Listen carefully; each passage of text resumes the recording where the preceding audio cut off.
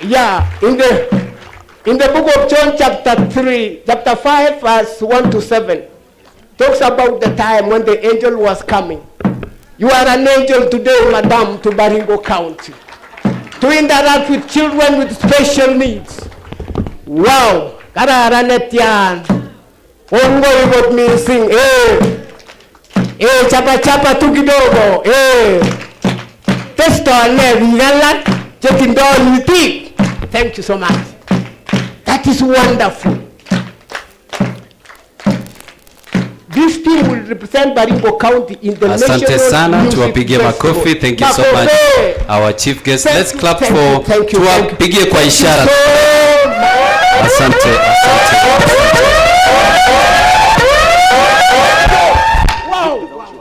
Let's have the final group that is presenting Visa Oshwal so that we can get to the next bit of the program. Visa Oshwal Comprehensive School. Waje hapa sasa waweze kututumbuiza. As they exit, bado tuwapatie makofi kwa ishara. Asante sana. Thank you. Beautiful. Visa Oshwal tafadhali. The final presentation, our chief guest.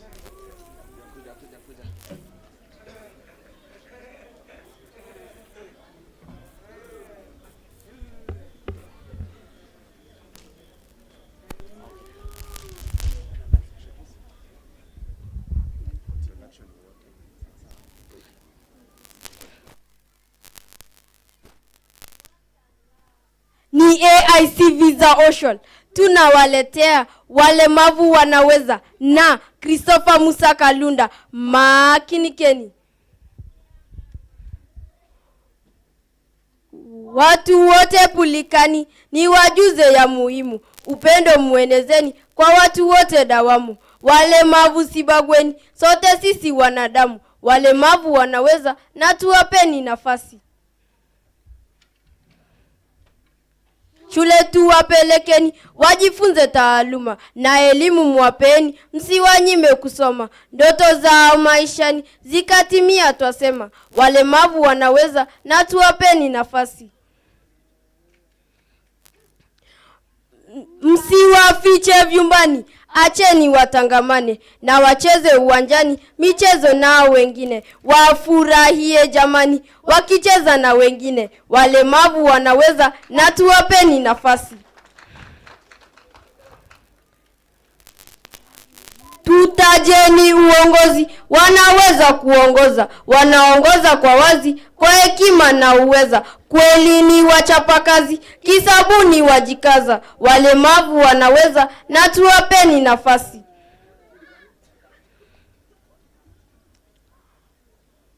Ni baraka kuwapenda na Bana atatutuza.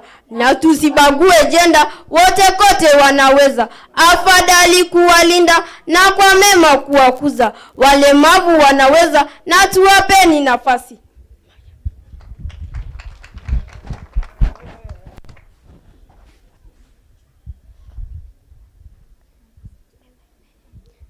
Mbele yenu ni Maya Jerop wa shule ya AIC Visa Oshwal, tayari kuwakariria shairi lenye mada upendo na Christopher Musa Kalunda. Twende. Nasimama leo wima kumshukuru mlezi, anafanya yalo mema kutupa mema malezi, na hatutengi nasema pia hana ubaguzi. Upendo anotuonesha kweli hauna kifani.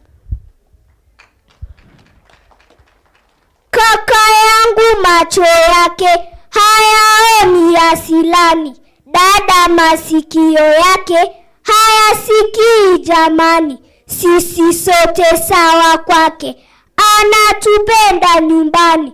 Upendo anotuonesha kweli hauna kifani. Watoto wote ni sawa mbele yake Maulana, sote tuwaone sawa, tusiwabague tena, kwani wamebarikiwa kwa vipaji vya maana. Tuwaoneshe upendo, upendo usokifani. Shukran. Asanteni. Asanteni sana, tuwapige makofi. Asante. Marigat Special School, second last, and then we have Kana Rescue Children from TRT kutufungia awamu hiyo. Ni jumuishi pia wale watoto wetu tuonyeshe upendo kwa jumuika kwa hafla ya siku ya leo. Na mwalimu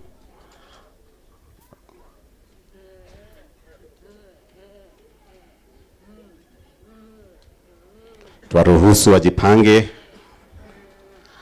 Marigat Special School for VI, visually impaired.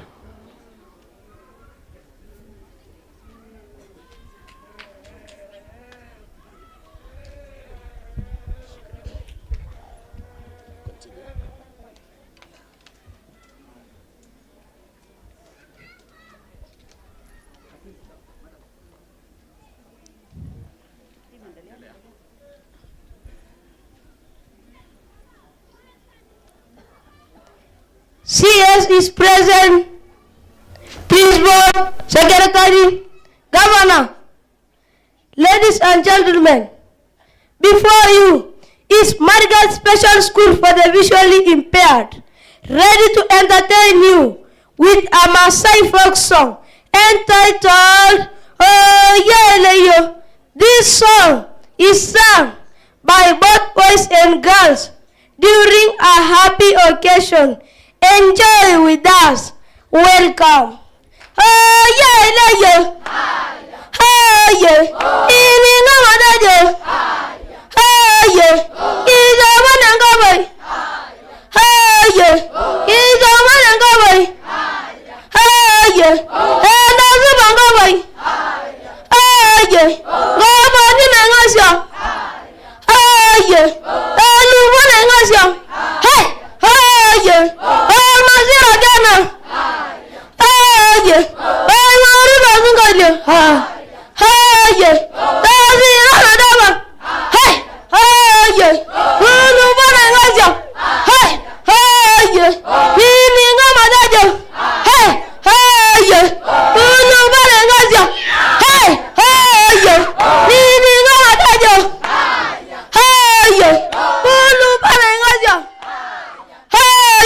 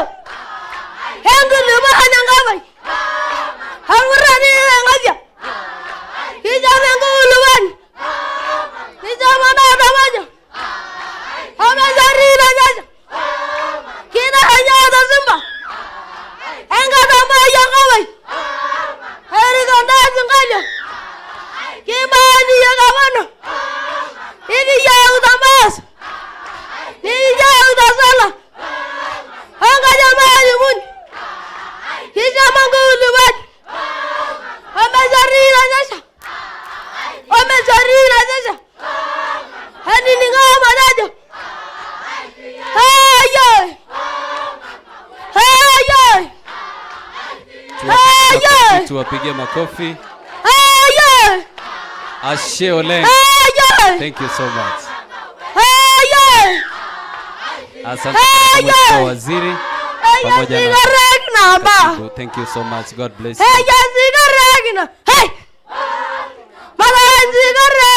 Let's appreciate them. Tuwapige makofi as they exit. Wapigeni makofi wasikie kwa sababu hawaoni. Wapigeni makofi ya sauti waweze kusikia. Asante sana Ashe Oleng, watoto wetu kutoka Marigat Special School wakimba wimbo ya Kimasai. Let's have the last group. Kana Children's Home Rescue Home wakiimba wimbo tumekataa tohara. Beautiful from Tiati. Wapigieni makofi wakikuja. Asante.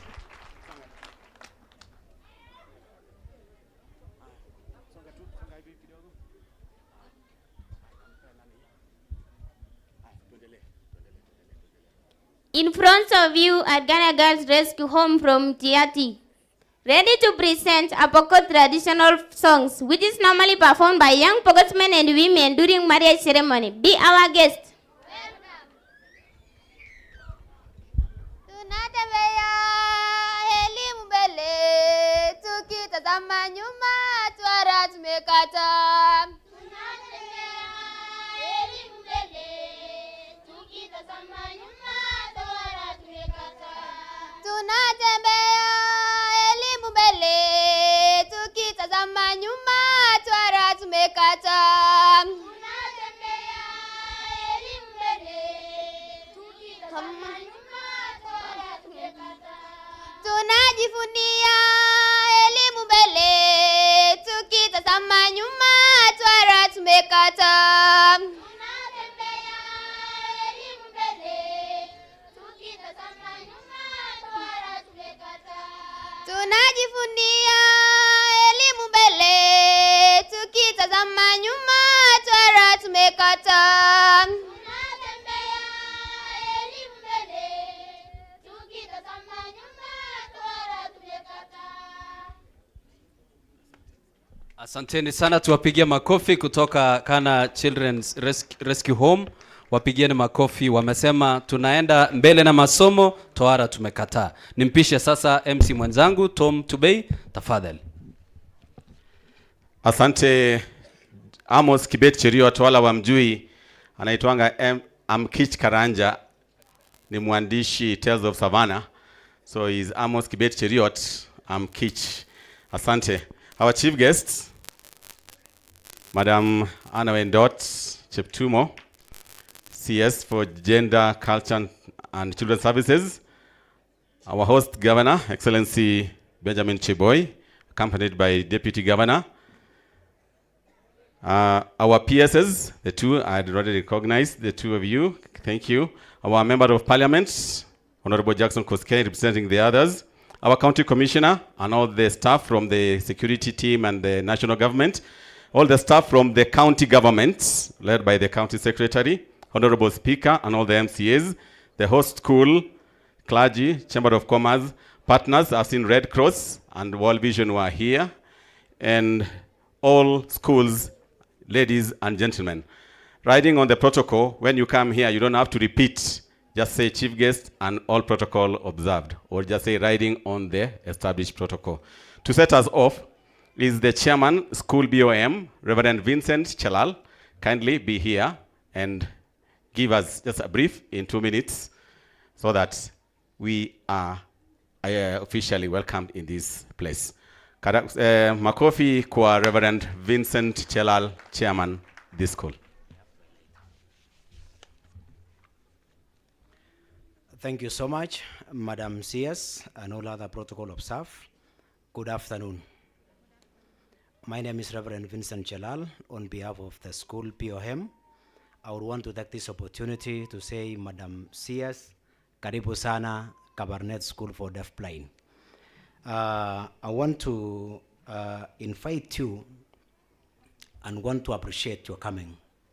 Your coming is a blessing to us as an institution, and you have done us proud, especially being the daughter of the soil, kutembelea shule yetu ya Kabarnet School for Deaf Blind.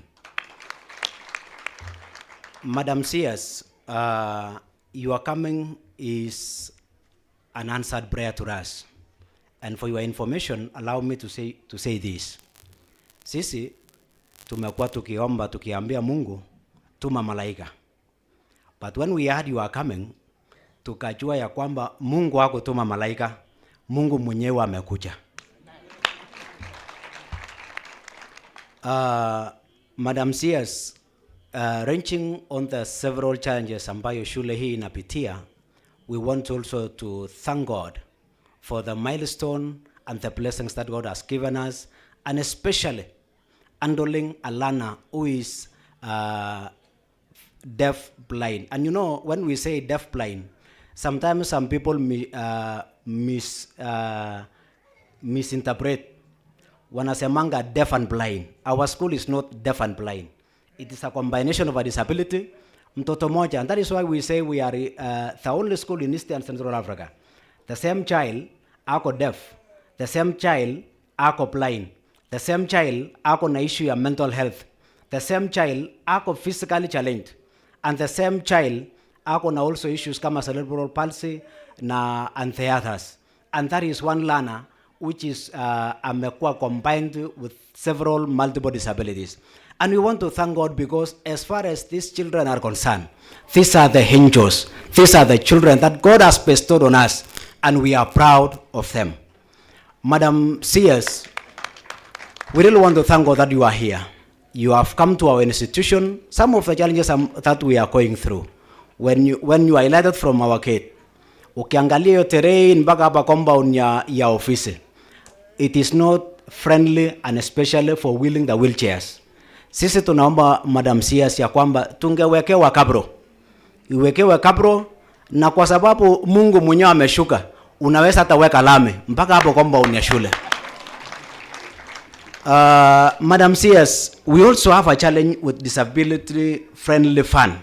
We cannot lack a specialized means of transport for our learners. Disability friendly fund would enable us to safely transport students to medical appointments, therapy sessions, co-curriculum activities, and emergencies. This is not a luxury to our children, but a lifeline for these children who are able differently. Madam CS, tuko na fund ambayo tulibarikiwa na the second president of this nation. Iyo miaka ya 1985. Na unajua fund ya siku hiyo ni pick up ya Face Me. It is no longer even viable for our children. Wakati tunapopeleka watoto, ukipita pa msivi, lazima mwalimu ashike mtoto, kwa sababu unaweza shika mtoto na uanguke ukongana na wale wengine wako side ile nyingine. It is not really friendly. We are calling upon your office, Madam CS, ya kwamba Mungu akikufungulia njia, na mimi najua Mungu ameshafungua, tupate disability friendly fund.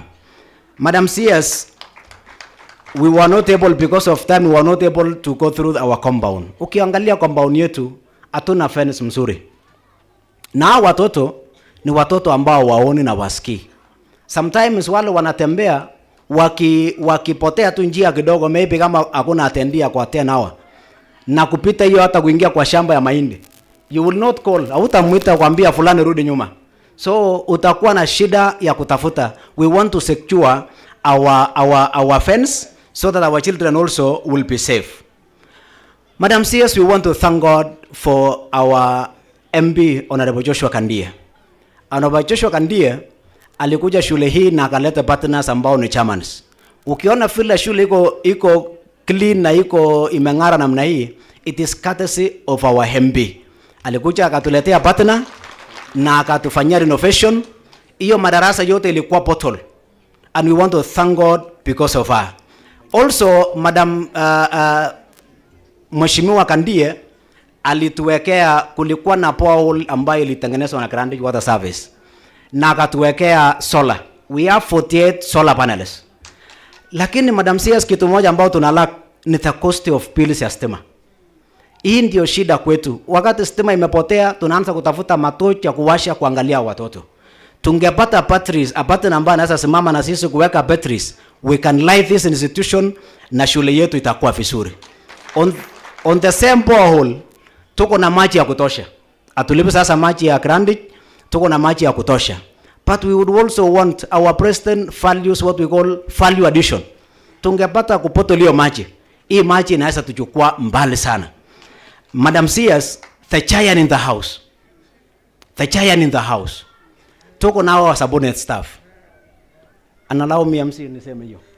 Tuko na shida ya salary arrears ambayo imetunyonga. Sometimes, Madam CS, when I say this, I feel emotional. Ukiona watoto, they cannot be left alone. Lazima mtu akae na huyo mtoto. Our subordinate staff wetu, they are owing us, wanatudai pesa to a tune of 7.1 million. Now you see, kulingana na government, wanaangalianga wanasemanga kwamba ratio, wanasemanga capitation inaenda na kilalana. The more you have the learners, the more you have capitation.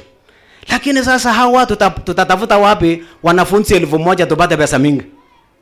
Hao staff yetu wameenda na arrears, wako na arrears, wanatudai salary arrears of about 14 months. Imagine. And they are still volunteering. Sometimes, Madam CS, let me say this. Sometimes tulikuwa tumefika mwisho and we thought like we are closing this school. And when we were almost closing this school, God spoke to us and we remembered some incidents. Tuko na mtoto hapa Talai. Wakati mmoja hakukuja shule na wazazi wake wakamwacha nyumbani. Na alipoachwa, huyo mtoto ni kama akaisi njaa. Akajaribu kutoka kwa nyumba, akajaribu kutafuta tanipa apate chakula, akaanguka kwa cliff. Na huyo mtoto akakufa. Tuko na mtoto hapa chini Salawa. Huyo mtoto alikuwa deaf, blind na amuki na hakuna cerebral palsy. During ile lino ya chusi, wazazi walimleta tu nje na wakawacha kwa nje. Wakaenda mashambani. Iliponyesha, huyo mtoto akanyeshewa, aweze ita mtu, aweze fanya chochote. Finally we lost the child. And Jelalia is the chairman and we have a government. We are appealing to our esteemed government. Tafadhali mtuone huruma. Muone huruma watoto. And ukiona watoto wetu pia wanalack uniform. In fact, we are surviving by God's mercy. I want to thank His Excellency the Governor. Governor ametusaidia akatupea nurse katika shule yetu. Licha tuna dawa, tuko na nurse. I want to thank the county commissioner. Wakati tunataka kufunga, county commissioner anatuita anasema, ni nini imekosa? Wacha niwape chakula. Tumerudi mpaka tunaomba hata chakula. Mimi nataka nikushukuru bwana county commissioner. For these children to be the way they are, it is because of God. Lakini Madam CS, because umefika leo. Kongoi terika mga yeto. Tikto ko takaka. Akesap chache kakenge. Kike promise na ngalek kichang, lakini kingana je laga ko teterikra. Mama chiri po kikasap chenga na tapchesh. So I want to finish by saying, mimi nataka niwashukuru sana. We have several other issues ambao tunataka. We are working on a farm ya kufanya mambo ya coffee. Vile MCS walitusaidia wakatupea 1,000 seedlings. Tumepanda. Patata sisi tunataka kugenerate income. Tunataka kuestablish a nursery. Ili tukaweze hata sisi tupande na tuuse. Madam CS, our cost tu ni karibu 500,000. Ya seeds, na mbolea, na kukea, and by 1 year we are flourishing. Madam CS, wewe umefika. Sisi tumepona.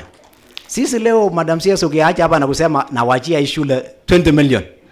Hapo ndio sisi tunaanzia maisha na tunasema na Mungu na apewe sifa. Karibu sana Baringo County, karibu Kabarnet School for Deaf Blind. Sisi tunakupenda na feel at home. Asante sana. Asante, makofi tena kwa Reverend Chelal. Madam CS, we normally talk a lot and with the chairman of the board, and I'm sure in the course of the school he must have interacted with the board of management, his members. In the interest of time, allow me now to hand over the program to County Commissioner Stephen Sangolo Kutwa to continue from there. We are also, those who are not here, we are live on Baringo County Government Facebook page. Go there, like and share. Thank you. Honorable County Commissioner, sir, proceed. Thank you very much. Mgeni wetu siku wa leo, Cabinet Secretary Gender, Culture and Children, Madam Hannah Wendot, Your Excellency, our Governor, Cheboy, our two PSS present, Gender and Children. May I ride on all the protocols that were laid before. Wananchi, watoto, hamjambo. Hamjambo tena. Asante sana. Mimi naitwa Stephen Sangolo Kutwa, County Commissioner wenu. Nataka kuchukua nafasi hii mgeni wetu kukukaribisha siku ya leo. tuna furaha kwa kufika hapa. Tunajua wewe ni mtoto wa nyumbani, lakini licha ya kazi yako nzuri na muhimu kwa taifa, umeweza kuchagua siku ya leo. We want also to take this opportunity to congratulate you officially ukiwa nyumbani hapa, and we are happy for you to be here. Niseme kwamba Baringo tuko salama, tumeweza kuweka usalama wa kutosha, umeweza kuimarika kwa sababu ya maofisa ambao tuko nao, na ndio maana tuko hapa. Tungekuwa labda tumekimbia pande ile, labda hata tumewacha sherehe, lakini tuko hapa siku ya leo kwa sababu county imeweza kutulia. Ni kwa sababu pia viongozi wameweza kusaidiana sisi, governor, MCS na kila mtu. Vile vile nasema kwamba kwa sababu ya hiyo umuhimu ya usalama, watoto wetu wote wanaenda mashule zetu zote bila kuwa na wasiwasi, na ile mashule ambayo iko katika sehemu ambazo ziko na shida tumeweza kuwapatia ulinzi ili tuone kwamba watoto wameweza kwenda shule. Vile vile kwa maneno ambayo ni agenda, tunajitahidi kuona kwamba tunashirikiana na washikadau kuona kwamba mambo kama ya FGM na tamaduni zingine tunashirikiana na wazee, na tunafuraha kukuambia kwamba yameweza kupungua. Na kwa sababu leo ni siku ya watoto and we want to be sensitive to the children, hatutaki tuchukua muda mwingi sana hapa kwa sababu ya watoto.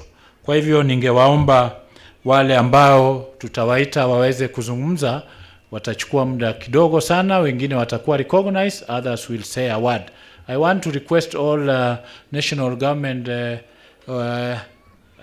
officers wasimame tu ili waweze kujulikana, from the region, from the county, those who are present, tuweze kusimama tu na tusalimie mgeni wetu.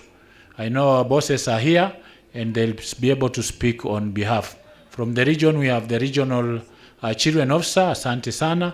We have the county children officer, we have the TSC and the members of the county security team. We have also our administration, the DC here, plus all the chiefs, the SCCs whom we work together. Asanteni sana. Hii kazi ya watoto katika county hii, we work through partners and we want to recognize the presence of all the partners who are here. I know they'll be able to be recognized officially, but wale ambayo tunafanya nao kazi hapa Baringo tunashukuru sana. Na kwa sababu we have a coordinating agency ambayo inatuweka pamoja, I want to kindly invite the regional manager, regional coordinator Red Cross to come and just say a word on behalf of the partners at the county level and the regional level, just in 2 minutes. Karibu.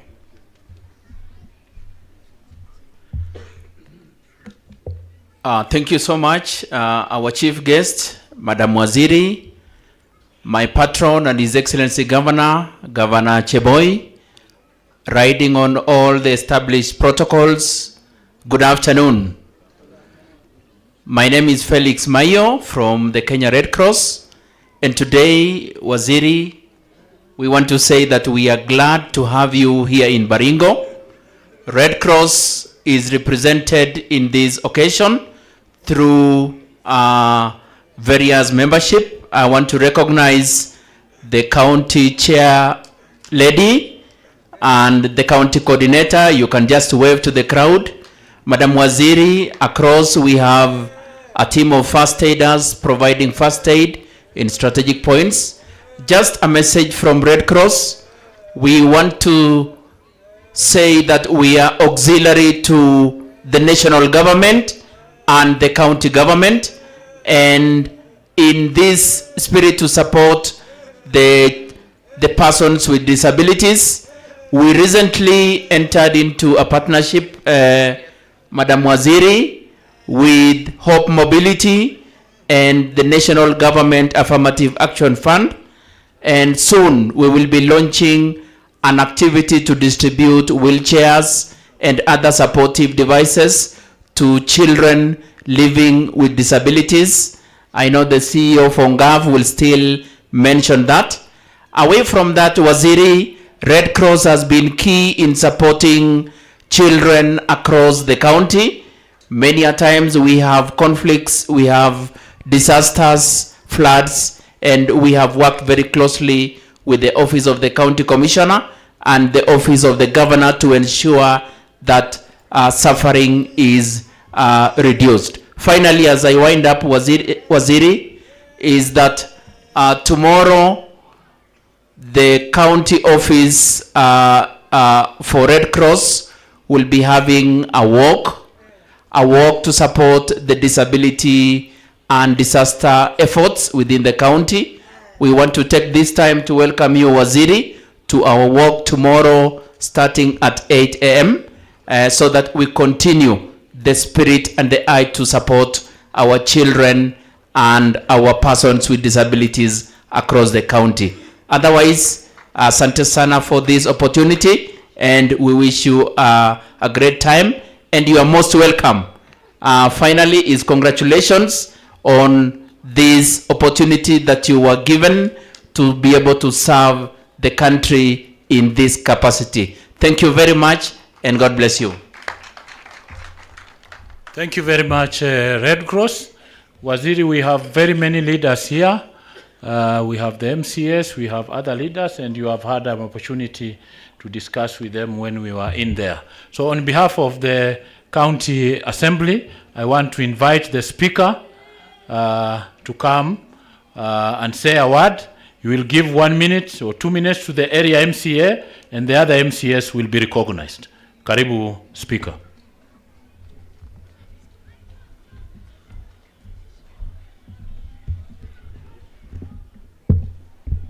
Asante sana, County Commissioner, Madam CS, His Excellency Governor, and all protocols observed.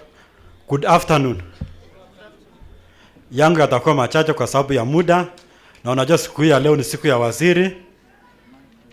Before I proceed, wacha niombe our former leaders. Nimeona tuko na former councillors. You may just rise and stand and wave. Former councillors, wherever you are. I don't need, yes. Asante sana, councillors. Former MCS, kindly stand and wave. Asante, waja niomba the sitting MCS tuanze kusimamisha from the left. Honorable Evan Seuri, unaweza simama, wave. Huyo ni Chume Kiama, ni Chume Worldwide, is the only leader, international leader in this house. Mheshimiwa Simon Kiplakat, MC wa Kabartonjo Ward. Mheshimiwa Henry Kiken aka Mtetesi, MCA wa Tenges. Mheshimiwa John Tarus, Mheshimiwa wa Sacho Ward. Mheshimiwa Michael Chebon aka Cherombor, MCA wa Saimosoi. Mheshimiwa David Sitoi, Mheshimiwa Bartabwa. Mheshimiwa Fenalin Cherop, nominate MCA. Mheshimiwa Refa ama Refa Chirchir, nominated MCA. Mheshimiwa Chen Cherop, she's also a member living with disability. Asante sana Mheshimiwa. And finally, Mheshimiwa Cynthia Cherotich Kiptui, nominated MCA. On this side, tuko na leadership. Let me request musimame Mheshimiwa Alex Kurui, Mheshimiwa wa Kapropita Ward. Mheshimiwa Josephat Lokorio, aka Akuro, Mheshimiwa wa Parwesa Ward and Deputy Majority Leader. And my deputy, Honorable Kipruto Kimosop, Mheshimiwa wa Mochongoi. Kwa wakati wacha niombe area MCA, Mayor wa town atupe ruhusa ili tuendelee.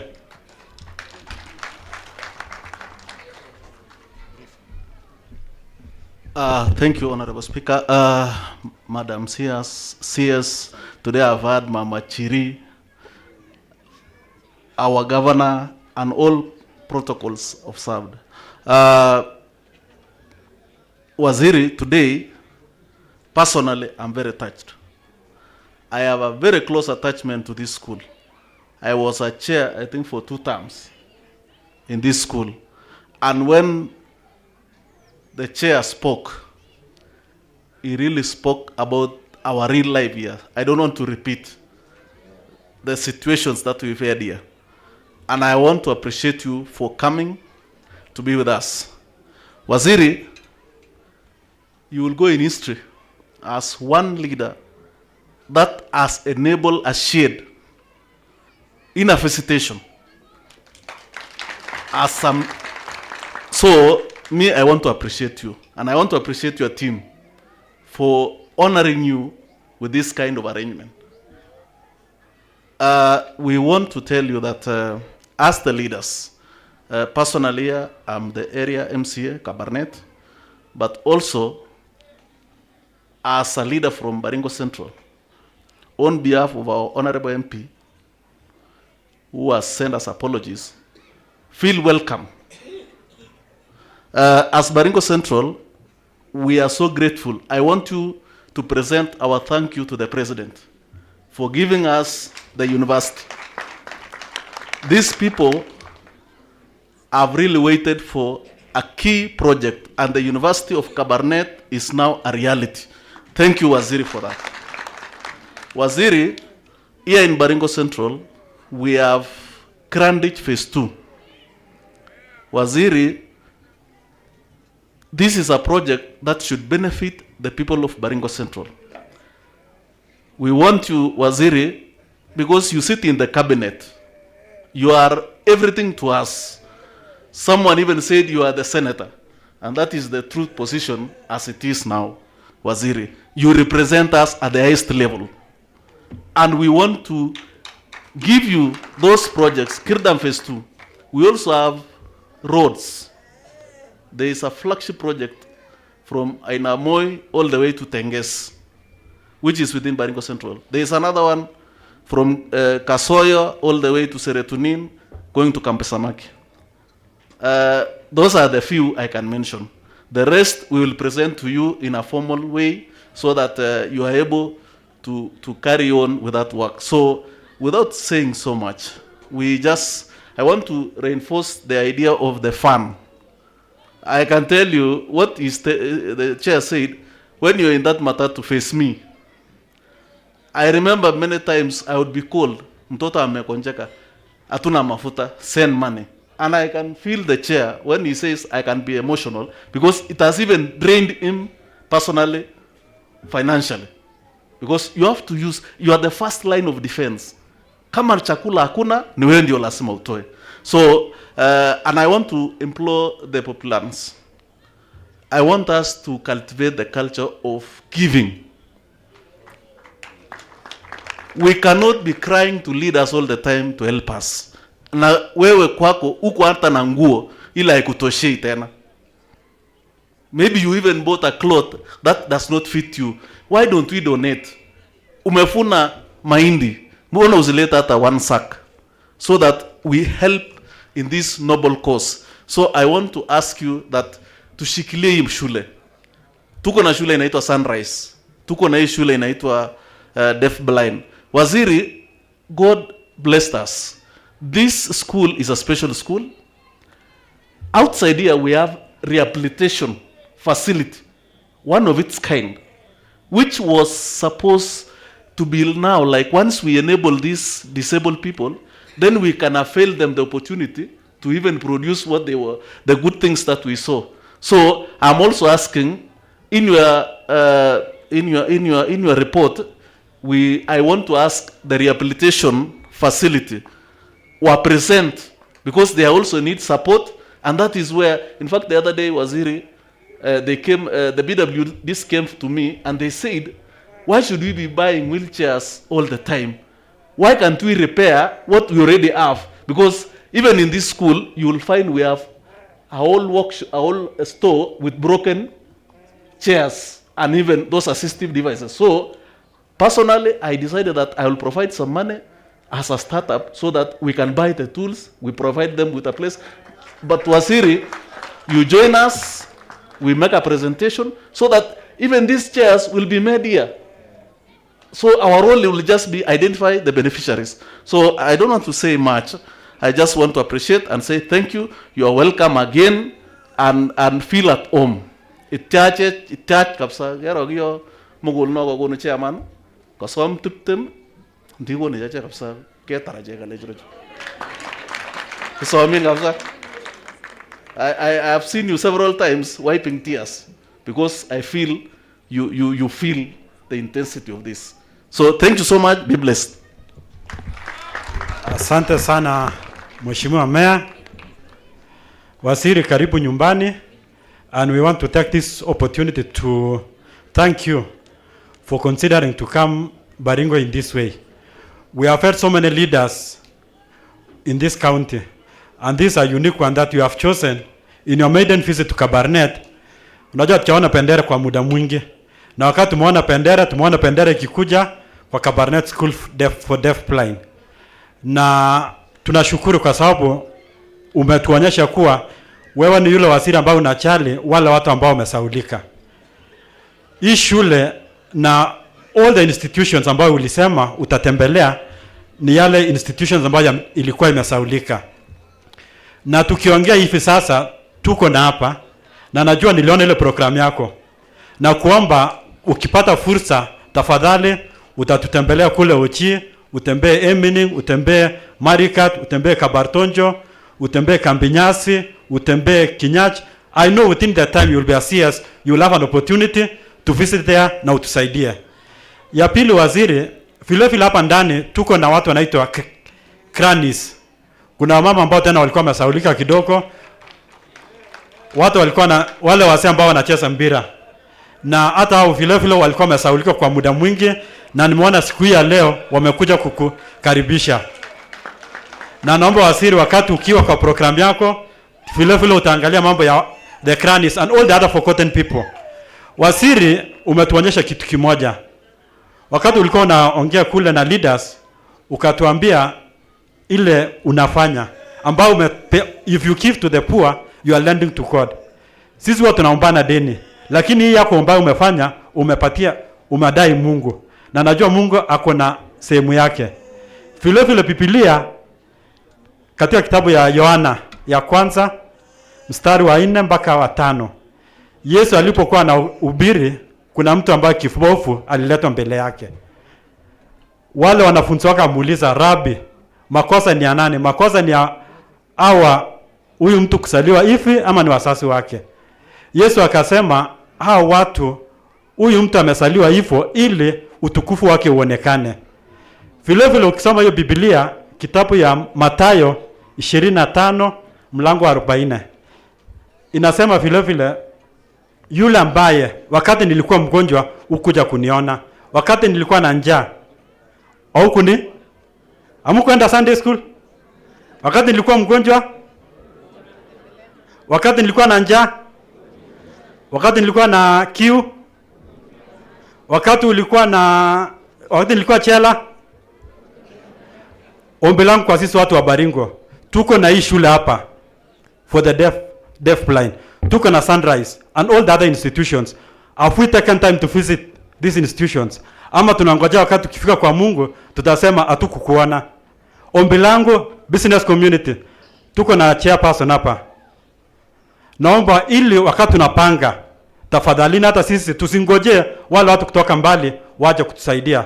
Mheshimiwa Ernest amesema sisi wote hatutakosa kitu ya kupeana, na ukweli hakuna mtu anakosa kitu ya kupeana. Tupeane wakati wetu, tupeane hata kama tumekosa kitu, tuite Kibagenge siku moja tukuje tupandie shule kahawa.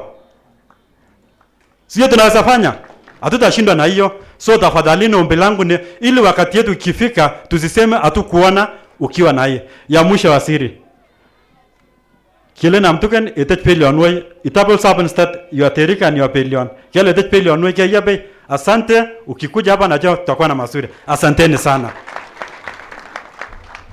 Asante sana, tupia wapigie hao viongozi makofi. Thank you very much.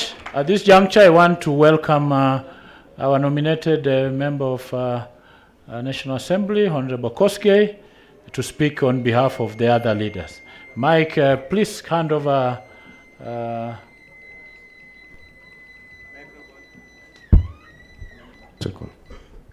Asante sana, karibu Bishop. I'll give you a bit of an additional 2-3 minutes because you are also part of them. Karibu sana. Asante sana. County Commissioner. Mgeni wetu wa heshima, waziri wetu wa gender, culture na mambo ya watoto wetu katika taifa la Kenya, Jeptumo, na member of parliament mwenzake akiwepo atamwakilisha. Kwa hivyo leo nikiwa hapa ni kwa niaba yao, atamwakilisha. Kwa hivyo leo nikiwa hapa ni kwa niaba yao wote, na wanawasalimu na tuko pamoja nanyi. Tunakukaribisha Eldama Ravine kesho, tuko na Uzalendo Marathon na mheshimiwa Jumbe leo ana Olagokyo. Hiyo ndio ya kwanza. Atutembelei watu ambao tumekuja kuwasalimia kama viongozi, na asante sana Madam CS kwamba assignment yako muhimu ambayo umefikiria ni kushughulikia mahitaji ya wanyonge kama hawa. Huo unaitwa kwa Kiswahili utu, yani human heart. It is what is called in English empathy, feeling on behalf of others. Neno la mwisho, maana leo si yetu sisi, siku ya kunena tutakuja Baringo, tutatembelea kama viongozi wanasiasa, tutaletea ninyi mkutano ya cheche za maneno, lakini leo ni mkutano wa waziri. Nataka niseme ya kwamba sisi kama viongozi tumefurahi sana kwamba waziri umepewa nafasi na rais katika Jamhuri ya Kenya, wewe waziri wetu. Na hiyo ndio ahadi aliyotupa. Kwa hivyo rais ametimiza, hajatimiza? Wangapi wanasema asante kwa rais, alituambia na amefanya? Asante sana. Na ningependa watu ya kamera, ni waandishi wa habari, mkiona watu wakiweka mkono, keusa kamera yenu waangalie wananchi, ili watu wasifikiri tunajinenea hapa mbele. Jambo la pili, ni neno la university. Hatuombi tena, university imekuja. Koga sokwe ne unoe. Koga skele mi university niko gonyo nebo Baringo. Koga se na imekuwa gazetted. Kwa hivyo hatuombi tena, imefika. Septemba itachukua watoto wa kwanza. Na tumesema tunapojenga university mijengo yake tunakaribisha hao watoto wetu uko serotonin. Kwa hivyo tuzungumze te matoto ngalalaten, matoto mwa. Obago kinin technocrats actually momwa sa magasak en magisechak. Utoje notoge rais alituahidi, ametimiza hajatimiza? Aha, hiyo ingine viongozi wametaja juu ya projects iko hapa, hiyo zote itafanywa kabla ya 2027 kuja kuangalia scorecard, itakuwa imetimizwa. Nyoni utoje. Bas, nashukuru sana. Mungu hawe pamoja nanyi. Tunakukaribisha waziri na PSS ambao mmekuja nao.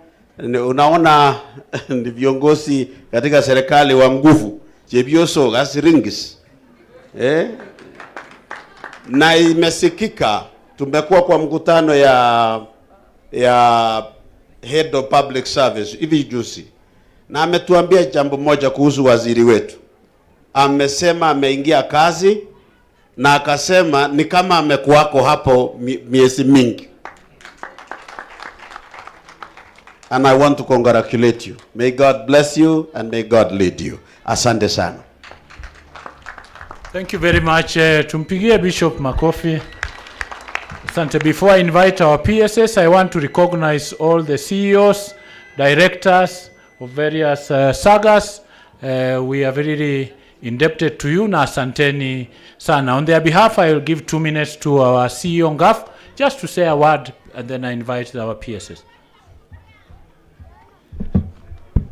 Asante sana County Commissioner wetu, mama wetu, mama waziri, mchapakazi, governor wetu, PSS wetu, PS Anne Wang'ombe, na akiandamana pia na PS wetu wa watoto, mama Karen, wenzangu na wananchi wote, hamjambo?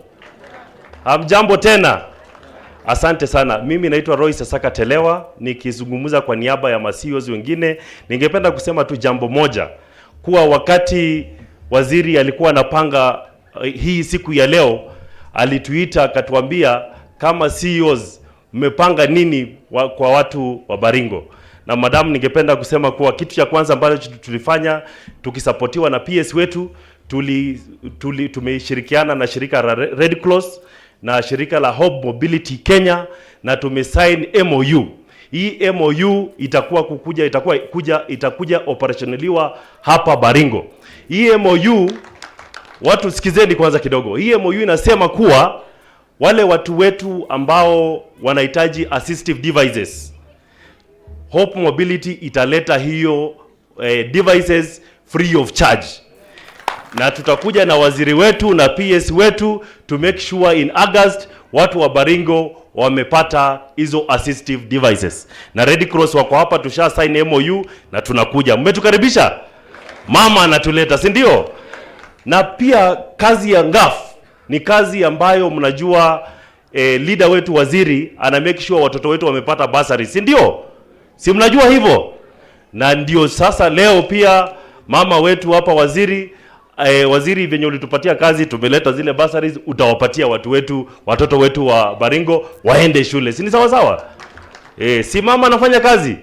Na akifanya si waziri, ni president amefanya? Asante sana. Na nikimalizia, ningependa kusema kuwa tutaendelea kufanya kazi. Tunafanya kazi Baringo, tunafanya kazi na women rep. Mama yenu Jematia, mnamjua? Mnamjua?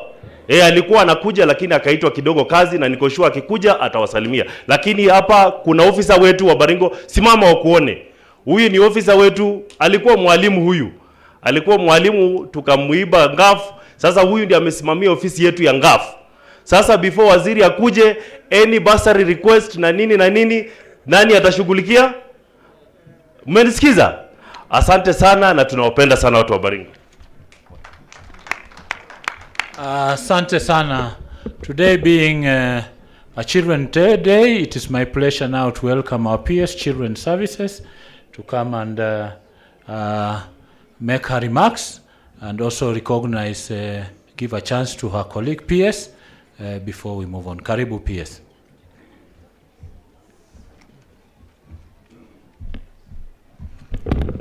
Thank you very much, Bwana County Commissioner.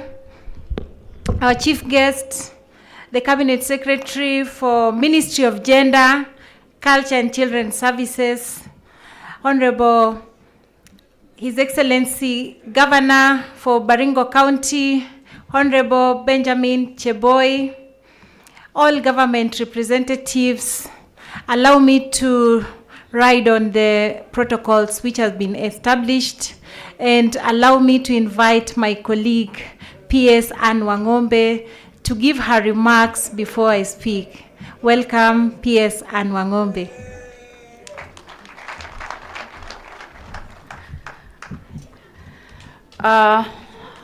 Our guest of honor today, Honorable CS, Madam Hannah Wedot, our Governor, His Excellency Cheboy, and riding on all protocols that have been established already. Mungu ni mwema na kila wakati. Anataka kuchukua fursa hii kumshukuru Mungu kwa kutuwezesha kuwa hapa siku ya leo. And secondly, ni mshukuru rais wetu kwa kumteua waziri wetu, mama mchapakazi. Wacha niseme igawa hajakaa madarakani kwa muda mrefu, tayari kazi yake inaonekana nationally. We are feeling her everywhere. Na something very important, anajali watu wote, sana sana walioko katika mazingira magumu. And it is for that reason that she chose to come here. I do remember when we had an event in Central last week but one. We had women, widows together with, all ladies who've undergone gender-based violence. When we had an event there, the first thing she said, can we visit some vulnerable children somewhere? Do we have a home somewhere where we can visit vulnerable children? So that really touches us, and she has headed us very well. Honorable CS, nataka ujue tunakupenda, and we truly appreciate you. And I don't think His Excellency the President could have selected a better leader than our leader here. Tumpatie makofi. I would be wrong if I stand here and not talk about gender-based violence, because it remains a global crisis. I know recently we had a team from Nairobi belonging to a task force that was appointed by His Excellency the President to come and pick views regarding gender-based violence and how best we can address it. Gender-based violence is bad from whatever angle you look at it, because it strips off someone's dignity, someone's life, and someone's safety. But you can imagine how bad it is for a person who has a disability. It must be very, very bad. And remember that gender-based violence does not discriminate. It affects all people. Does not discriminate. There's no discrimination based on age or gender or background, class, ability, etc. And so for our people living with disability, for our people with disability, I beg your pardon, the risk is even higher. Now, according to World Health Organization, women and girls with disability are 2 or 3 times more likely to experience gender-based violence. And ubaya ni vile, if you have a disability, maybe you cannot even talk about it. Maybe you cannot even call for help. You cannot even explain what has happened to you. So because we have various barriers here and there, let me make this very clear today. Disability is not a sign of weakness. Disability is not inability. And no one person deserves violence at all. And for that reason, we cannot continue keeping quiet. We must speak. The culture of silence must come to an end. So, as the parents, as these people who are looking after our children who have a disability, what we are saying is that let's give them the best treatment ever. In fact, if there are people who deserve so much love, are these children of ours with a disability. Nobody chose to be born with a disability. So let us give them so much love. Let us give them a lot of attention. And remember, we have a God in heaven who sees what we do. There are those parents who keep our children, or they even hide them. Please note that it is not a crime, it is not a sin to have a child with disability. Bring them to the school. Do whatever you can, talk about it, because that way you are going to receive support. We are committing that we will give all the support that we can, and particularly to our children who have disability, and even to those children without disability. Please remember that no single person should abuse you. Parents, I ask you, kindly have some connection with your children so that whenever they are going through hard times, when I say hard times, I mean if there are people who are, sort of attempting or preying on your children, they can easily tell you. Teachers, play your role well. We have had cases where teachers have abused our children or have molested our children, and we are working very closely with the Ministry of Education to ensure that those culprits are brought to book. Nobody is going to escape justice. So mine is to thank the leadership of this county, this mighty county. This is not my first time, Your Excellency. I was here last year and we visited various schools, and I can say I love Baringo County. So nawashukuru sana, and then watu wa Baringo, they are good people, and a good example is our CS here. She has held our hands. Tukiwa na PS mwenzangu hapa na mwingine hakuweza kukuja.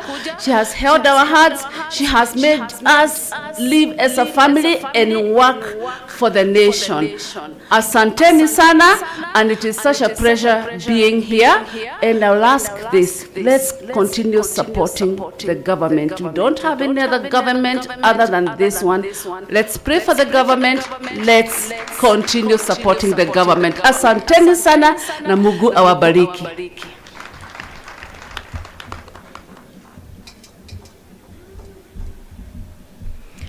Thank you very much, my colleague PS, for the wonderful remarks.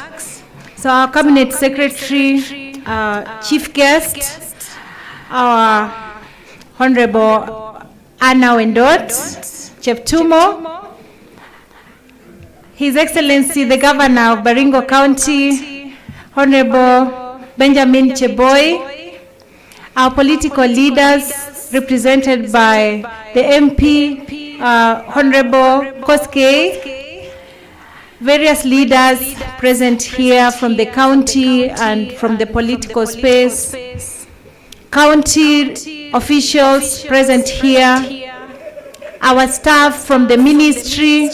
I would like to acknowledge all the staff from the ministry who are seated here. Staff from the ministry, kindly stand. The CEO of Child Welfare Society, the team from Child Welfare Society is there. That's part of the ministry staff, doing a great job. Please be seated. The staff for Kabarnet School for the deaf, blind, and other representatives, from various schools that are here, our dear children, distinguished guests, ladies and gentlemen, good afternoon. So it is my great pleasure to join our chief guest here to visit this very special school today and to visit Baringo. I want to thank our chief guest for choosing Baringo County as our first county of visit as a ministry, especially on matters children. We are here to visit several schools, and not only this school, but we have come to visit all our children that are in this county. And this is to show the government's commitment towards support on children. The government sees it is very important to take care of our young children, and that is the reason why you see this department was formed about 3 months ago. So today's visit underscores our collective mission, which is an inclusive care protection for all children in Kenya, especially those children that are living with disabilities. And that is the reason why we chose this particular school, because we know children with disabilities are going through a lot of challenges and they have been kept at the back. We have cases of children with disabilities being locked inside homes. We do have parents abandoning children with disabilities, and have visited children's homes where parents have abandoned children with disabilities, and these children are living in other institutions separate from their homes. And I want to thank this particular school for taking the steps to take care of our children that are living with disabilities and giving them a dignified living in this school. In Baringo, we have 4 institutions that we are calling charitable children institutions, which are hosting 316 children. About 20 of these children do go to school and come back to their families. And what I can say that these institutions are doing a wonderful job. Starting with the institution that we visited this morning, Sunrise School. I want to commend the management of Ma'am Mary. Ma'am Mary is quite an elderly woman, and in this community she has gone out of her way to take care of young children. Let's appreciate Ma'am Mary. And it is such a wonderful thing for a mother to think about those children that have been left with no home. Thank you so much, Mama Mary, and we want to say that we will continue to support you.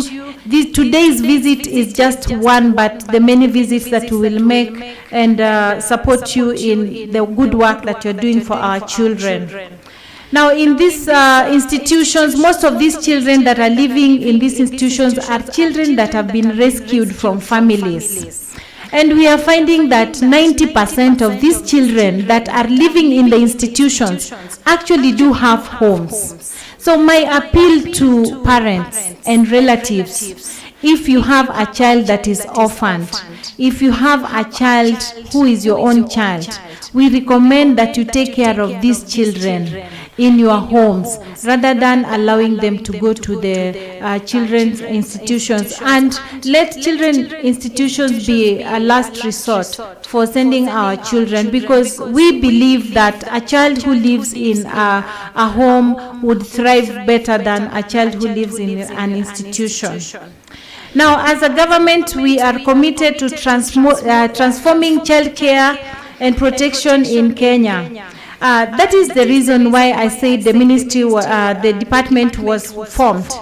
And one of our key priorities is to drive progress in this critical area.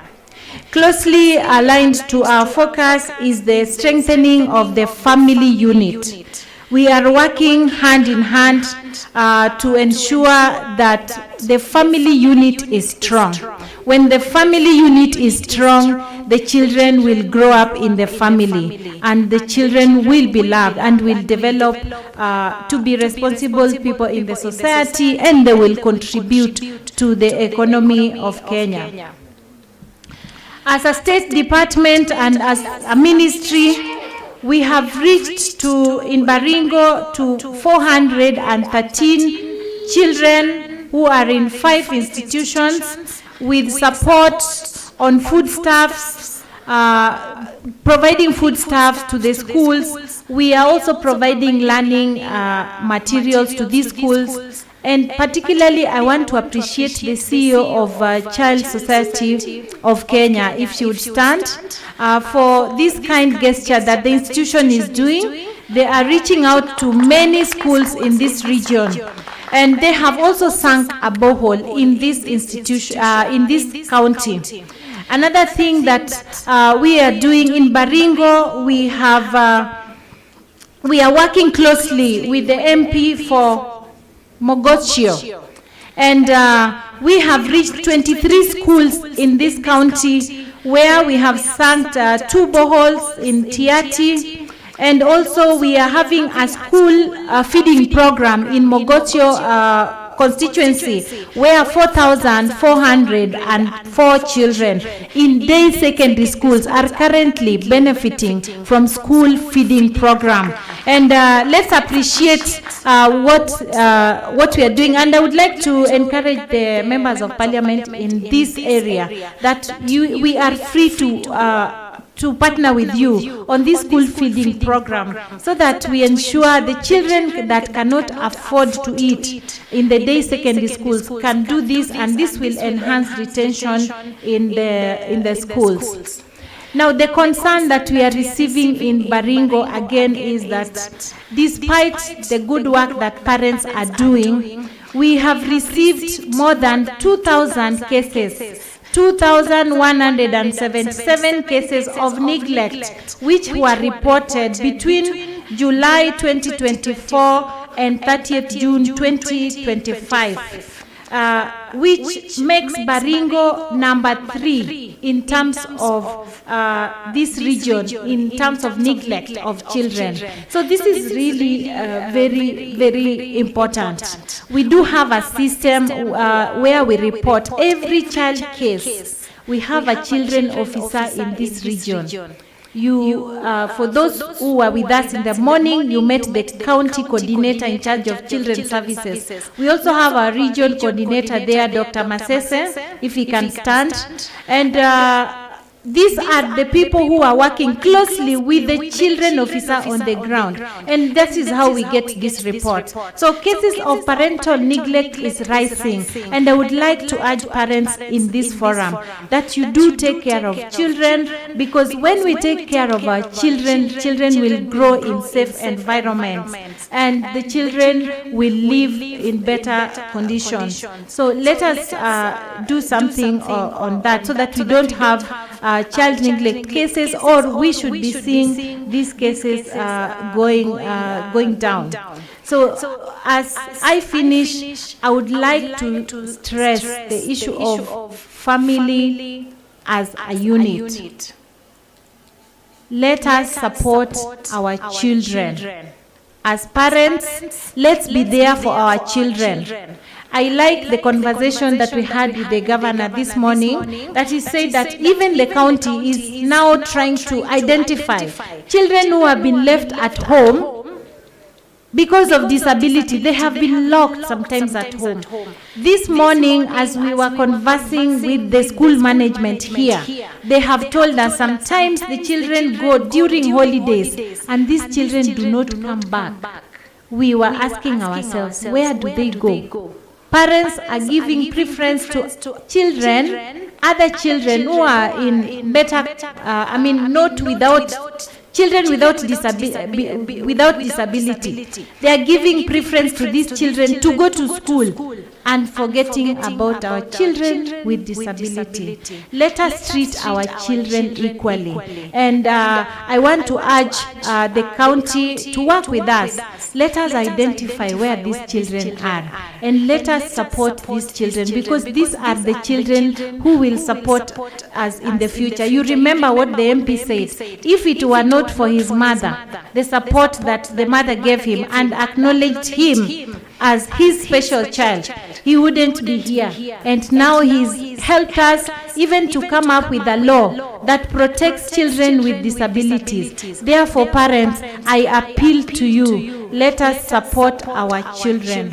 As I conclude, I want to thank our CS for the support he has given us since he was in office. I was actually sworn in the same day with Madam CS, and we have worked closely since the day. We are in office for 3 months, and I can assure you our heart and passion for children is great. We are ready to take care of all the children in this nation, and we just require the support of all partners, the community, the stakeholders, the partners like we are having today, Red Cross. We are working closely with many partners to take care of our children.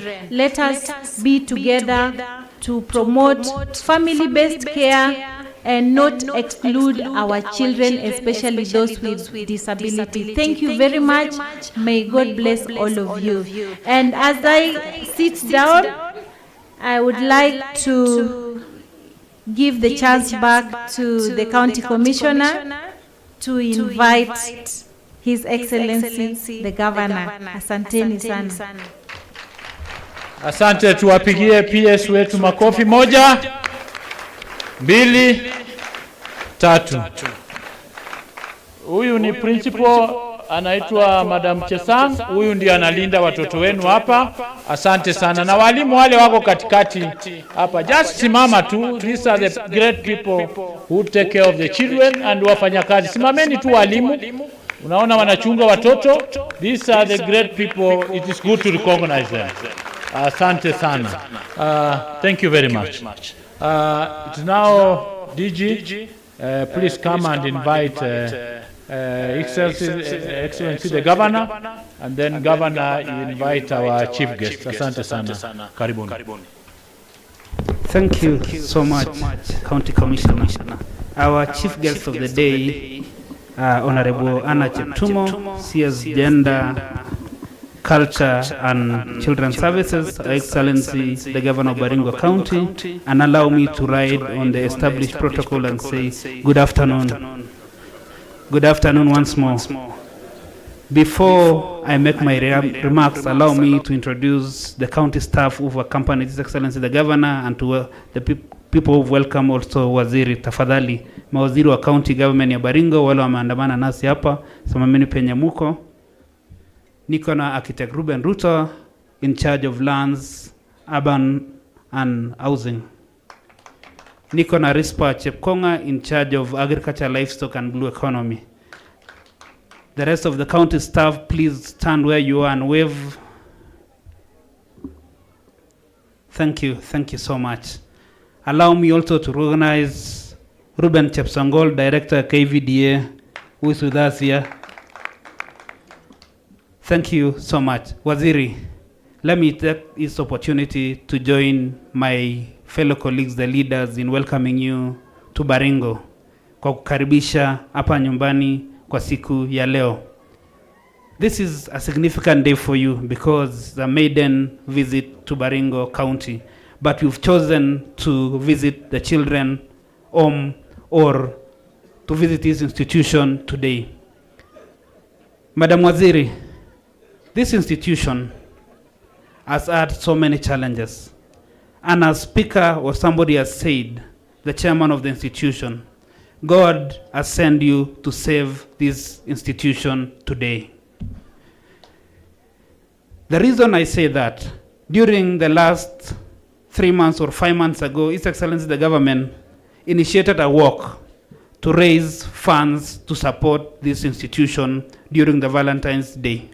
And the reason His Excellency did that was because this institution has had challenges of financial cash flow from the national government, most of it being the capitation from the Ministry of Education.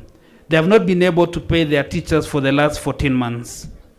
And I request you today, Madam Waziri, as you go back to Nairobi, when you meet the president, waambie kuna watoto ambao wako na changamoto, ambao waoni, hawasikii, na wako na challenges mingi, ambao wanahitaji capitation yao ifike shule yao hapa Baringo County. Madam Waziri, these children have been born that way. It was not their wish for them to be born with their disability. If they wish to be born, they will have been born normal like us. And let me say, let's embrace these children in where they are. In this institution, we have approximately 57 children, but the numbers could be more. Some of them are being kept in houses. Some of them are being neglected by their parents because they don't see anything good coming from them. But let me say, the God in heaven has a plan for these children in their future.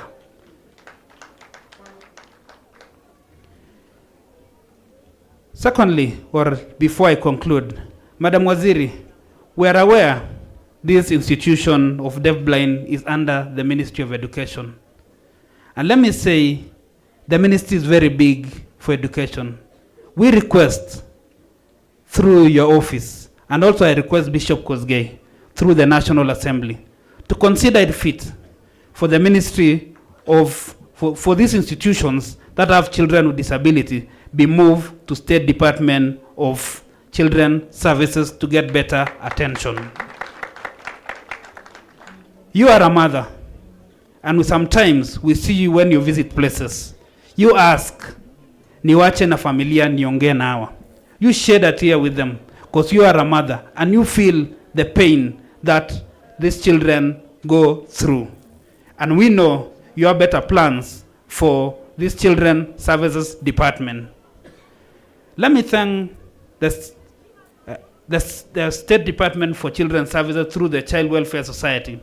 They have supported us in ensuring that we have some projects of balls being done in this county of Baringo. We know that's a county function, but they have gone out of their way in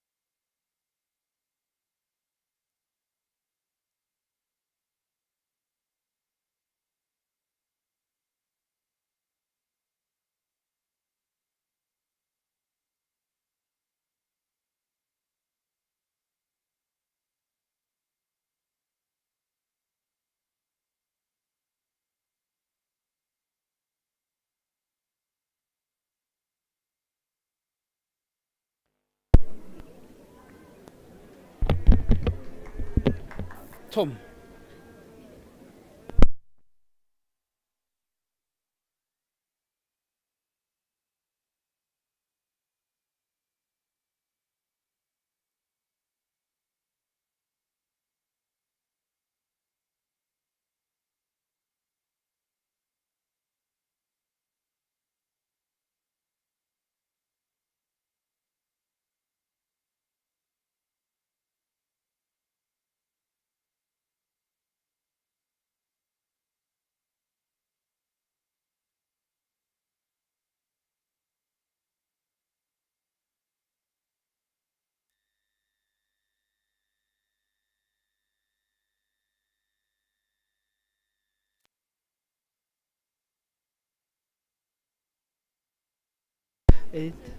Siwezi toa sauti yangu hizi imba, nitajiaibisha. Unajua kuna aibu zingine unafichanga.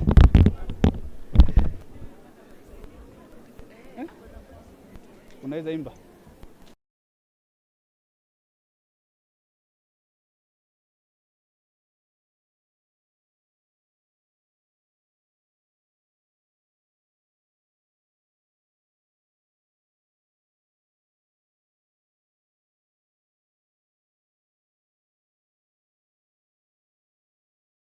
Nilikuwa nafikiria nimekanyangiwa waya. Unajua ukiongea mingi mbele ya bosi yako anaweza peana signal, lakini bosi yangu haizi peana kwangu.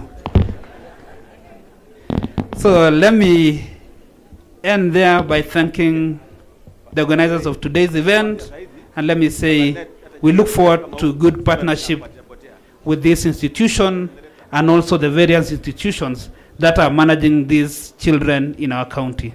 Let me take this opportunity to invite His Excellency, the Governor of Baringo County, to make his remarks and invite our CS, Ana Cheptuma. Karibu sana, Your Excellency Benjamin Cheboy. Karibu sana, sir.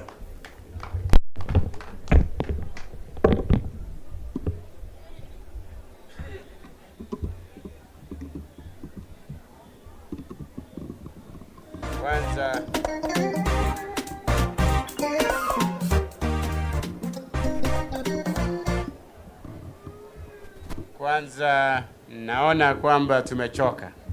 Hebu tusimameni kidogo. Let's stand up. Let's all stand up. Stand up, those who can be able to stand. Alafu tuinue mkono juu, mkono juu, mkono juu, mkono juu. Sema Bwana asifiwe. Bwana asifiwe tena. God is good all the time. Now we can sit down.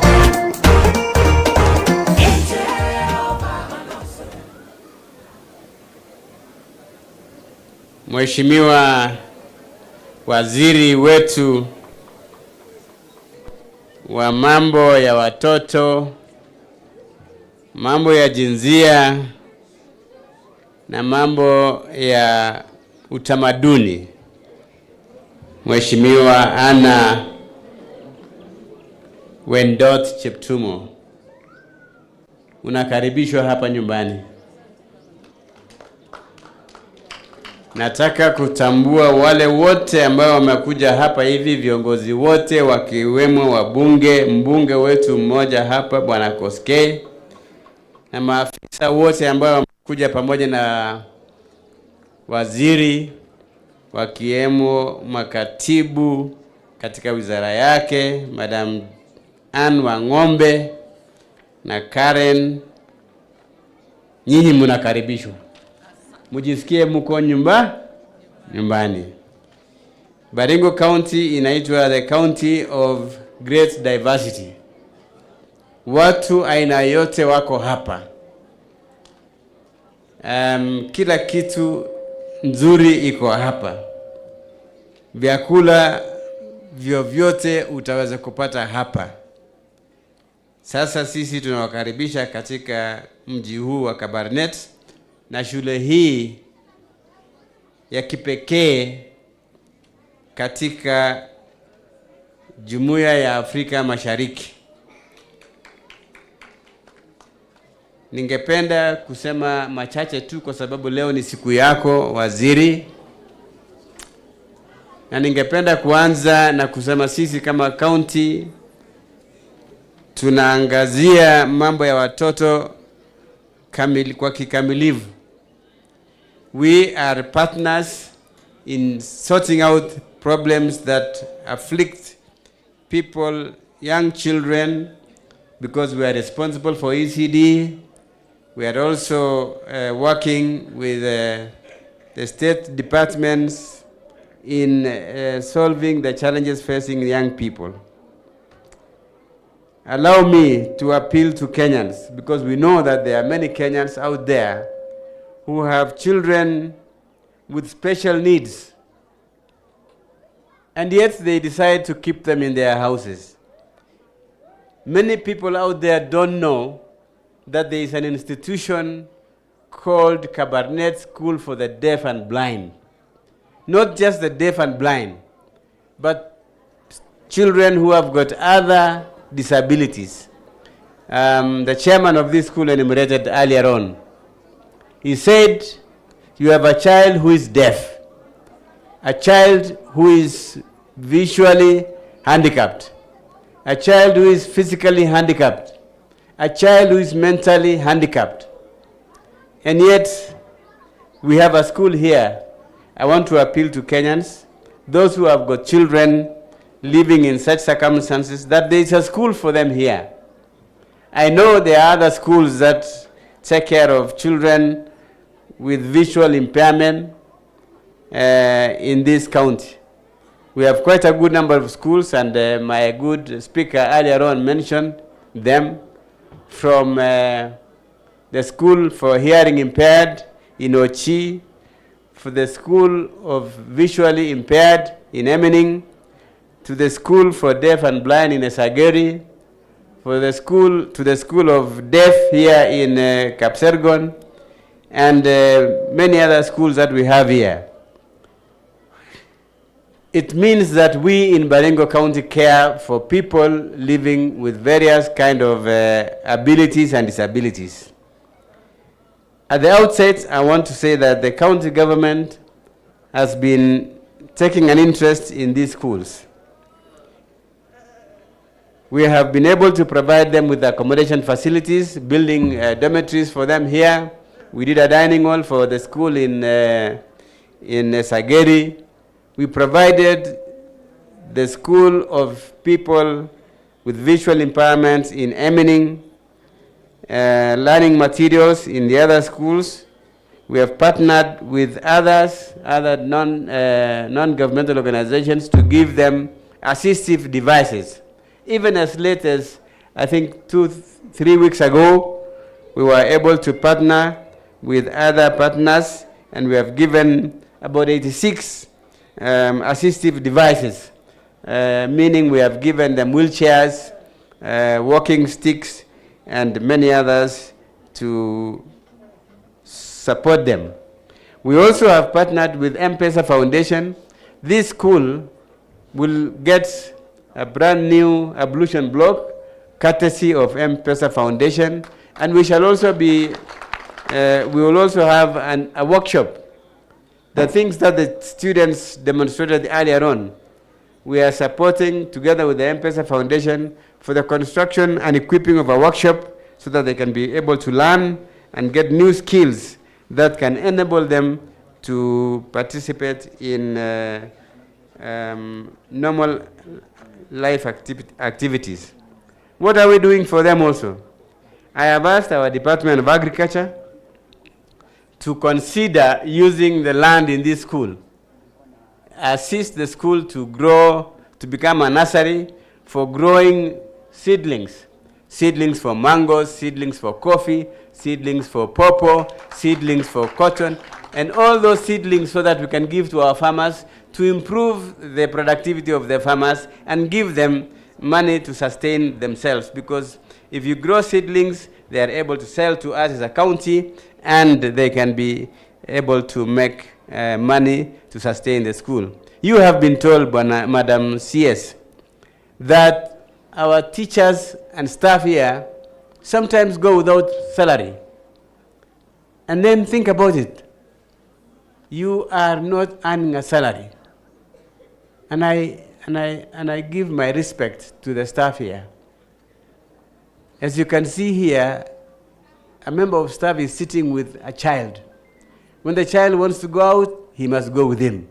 When a child wants to go and assist herself or himself, he must go with him and help him to do all those things that we all do without thinking about someone who is unable to do that.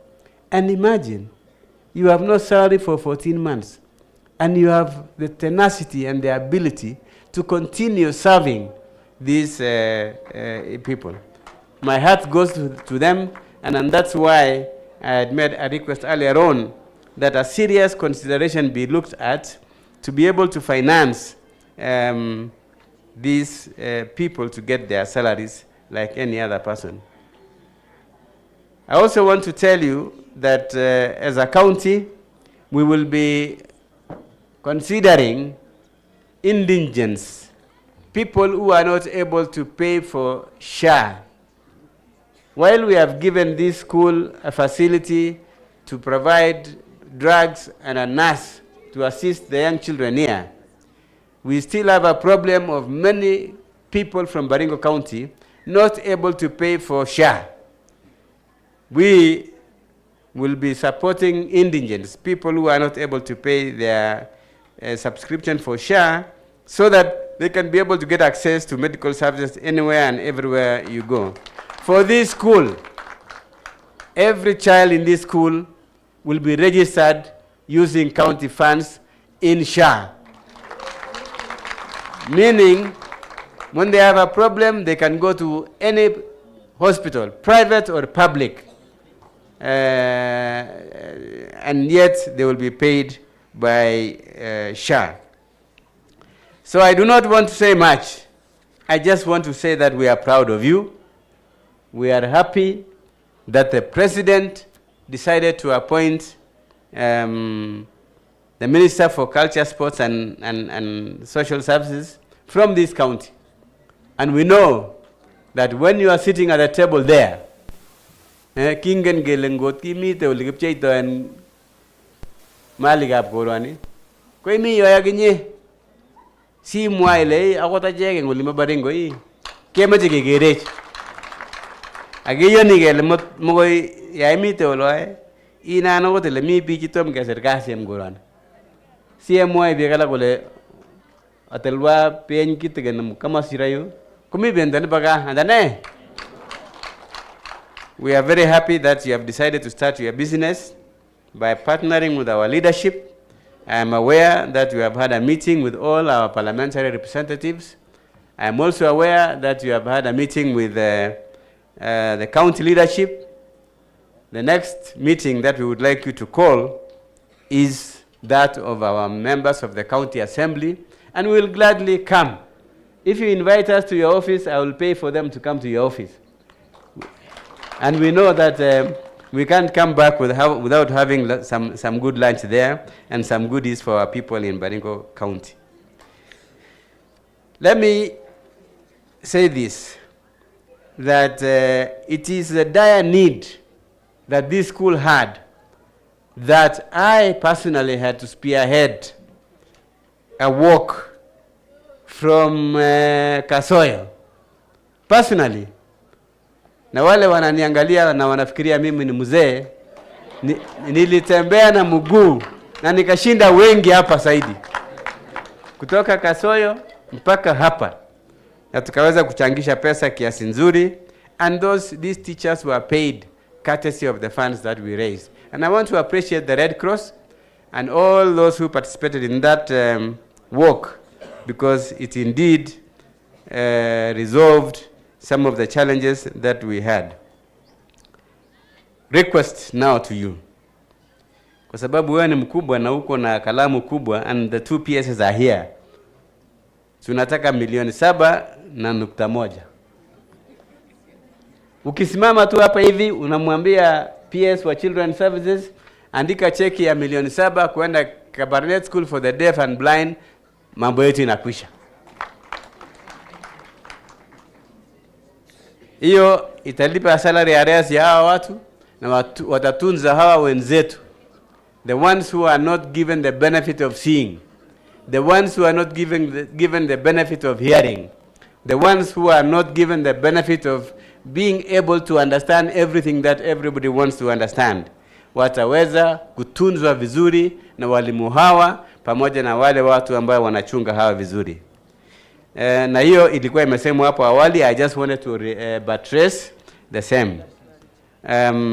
Lastly, I want to announce that we are together with our German friends, we have been able to solarize the water in this place. But we will try to at least assist in trying to create sustainability by allowing this school to become a seed bed for all our nursery requirements, and we shall be paying for them. And finally, construction of a perimeter wall is needed to enhance safety and security for the learners and staff in this school. As a county, we remain committed to inclusive education, gender equity, and child protection. I have a plea to the people of Baringo County. Let us consider our children to be equal. Ukiwa na wasichana ama vijana, tunza hawa kwa usawa. Na ukiwa na mtoto ambaye yako na ulemavu, usije ukafikiria kwamba mlemavu hawezi kuenda mpaka kiwango ambaye anaweza kusaidia wewe. Hebu nikuulize, mumeona mheshimiwa Koskia here? Yeye ni mlemavu. Kama wazazi wake wangefikiria kwamba kwa sababu ni mlemavu awekwe ndani ya nyumba peke yake, angekuwa hivi? Angekuwa hivi? Wewe unafikiria anapata mshahara kiasi gani saa hii? Tafakari hayo. It is because the family and the parents decided to take him to school in spite of the fact that he was living with disabilities. So take care of your child, irrespective of whether he is born normally or not normally, or he becomes disabled along the way. Sasa nikimalizia, kama mwanasiasa, ninataka kuomba viongozi wote wale ambayo wanachochea wananchi kufanya mambo ya maandamano kila mahali hapa, kwamba hatutaki kuweka vijana wetu na watoto wetu kwenye hatari. In the process of containing people from destroying public property, some children may get harmed, and you may convert those children into people with disabilities. Mtoto wako anaenda kufanya shughuli zake, alafu kwa bahati mbaya kuna maandamano, anaumizwa na anakuwa mtu ambaye ni mlemavu na alikuwa sawa asubuhi. Wewe ni mzazi gani ambaye unakubali vitu kama hiyo? And I'm appealing to the opposition and every leader in this country that let us be sensitive. Tusije tukafanya watoto wetu wakaingia katika hatarini kwa sababu serikali inajaribu kutunza mali ya watu wengi. It doesn't happen for nothing. Let us not have the strength of desire to get leadership at the expense of everyone, at the expense of children, innocent ones. Eti wanaambiwa tuende maandamano, na wewe hutaki watoto wako kwenda maandamano. I can tell you and I can vouch for it. Hata mimi mwenyewe wakati ya maandamano nawaambia watoto wangu kaeni nyumbani. Na utakuta kwamba wale ambao wanashurutisha wengine kupeleka watoto yao kwa streets eti wafanye maandamano, watoto wao wako nyumbani ama wanasoma kule ngambo. Washindwe kabisa. Au namna gani? Let me take this singular opportunity therefore to welcome Madam CS Ann Wendot Cheptumo to come and give us a address. Can we welcome and welcome? Karibuni wote, simameni.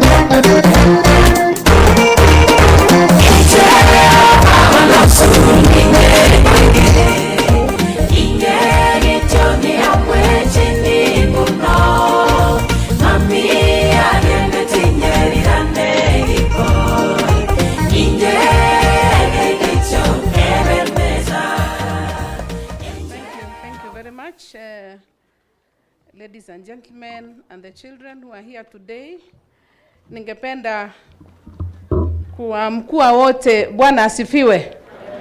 Asifiwe Yesu. Ochamegetugul. Kongwe. Your Excellency, the Governor, Baringo County, Honorable Benjamin Cheboy. You know William is still in my head. Yeah, so let me repeat.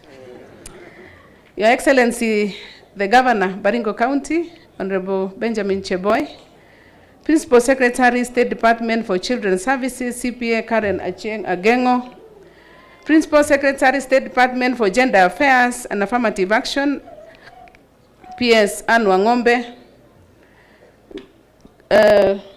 Bishop Koskei, Emeritus, who is a member of parliament and also representing the area member of parliament and also in your capacity as a person living with disability, the speaker of the county of Baringo, all the MCS, the officials from the county assembly, the officers from the State Department for Gender, Culture and Arts, Children's Services who are here,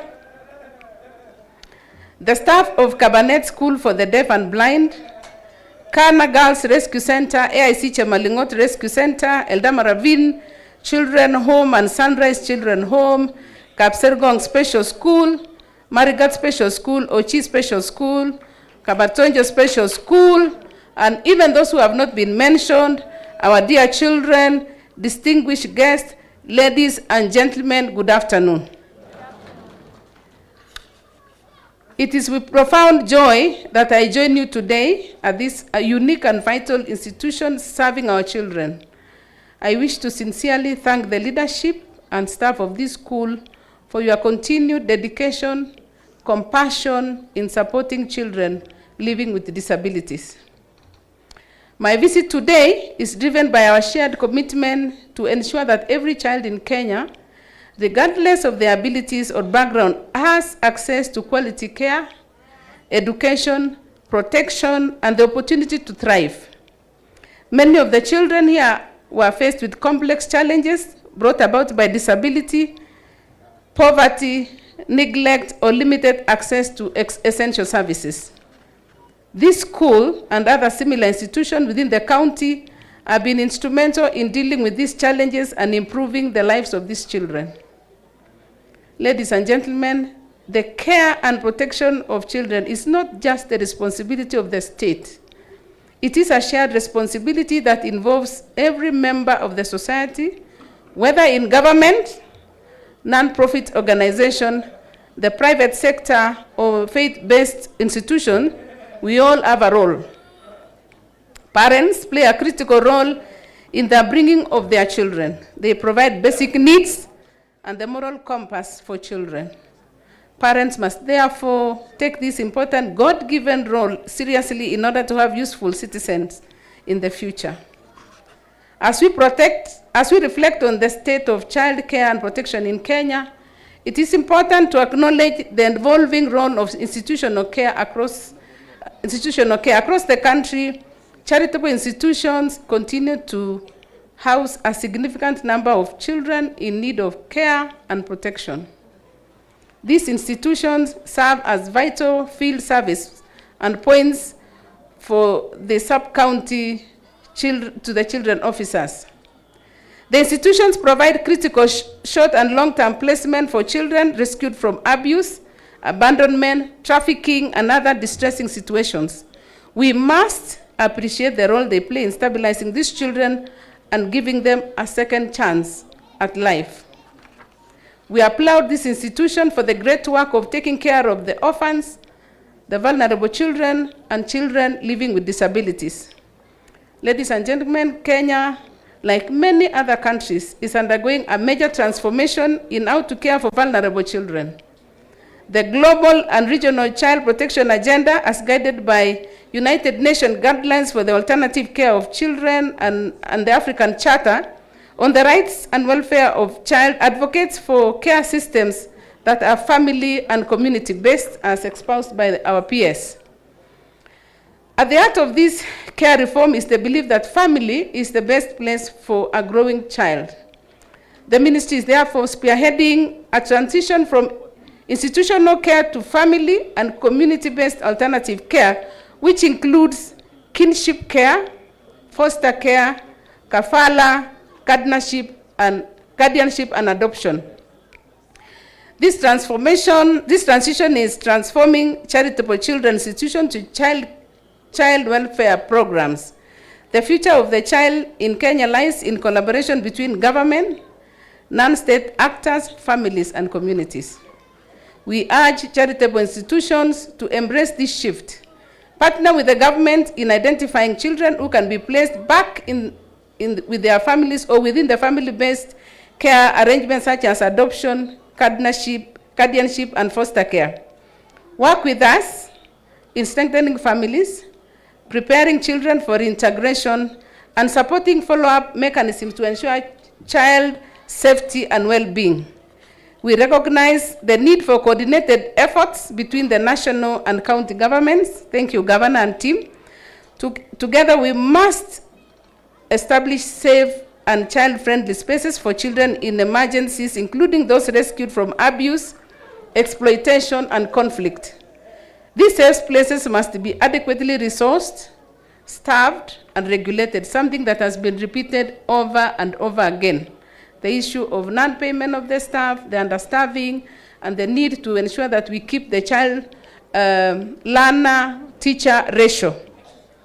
Ladies and gentlemen, further, I appeal to our donors, most of whom are here today, development partners, companies, and individuals to continue supporting childcare and protection in the country. Let us continue to work together to build a child protection system that upholds the rights, dignity, and best interest of every child, including those with disabilities and those with special needs. Let us commit to a future where every child grows in a safe, nurturing, and loving family environment. And as a ministry, we are determined to make sure no child is left behind. Before I say the last word, which will be thank you, let me take this opportunity to thank the county government of Baringo. I've been listening from morning on what they have done, especially Governor Cheboy, what you did in your first term. Thank you very much for the good work that you did. No wonder you came back.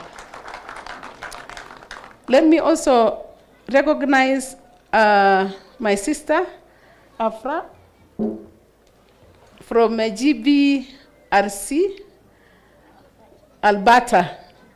We are with you in West Pokot. I know the good work that you are doing, and we have agreed with you that we are establishing a gender rescue center in Baringo, and it should be ready by August. Sindi tulisema. Let me also thank the Child Welfare Society of Kenya. I've heard the good work that you have done in doing the boreholes. You know something, when it is mentioned over and over again, even if it is not written, you remember. Thank you for the good work.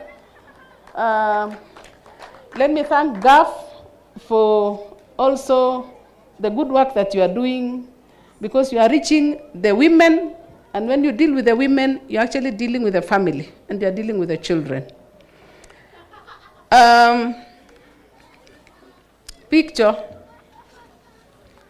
And I will be very brief because I'm sensitive to the children. When I saw what the governor did on in February, this year, governor, isn't it? This year. I guess that was on the 14th.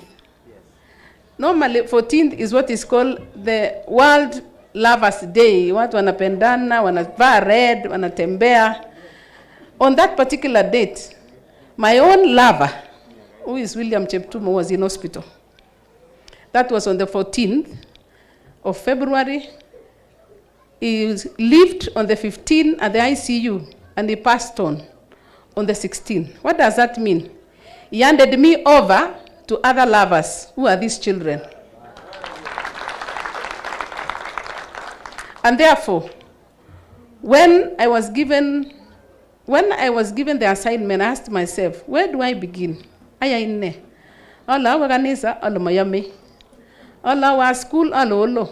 God spoke to me, pastor and chairman, that the best place to go is Kabarnet School for Deaf and Blind. And I took time. I prayed about it, and I sent a message, and I did not have to wait until I get payment or anything.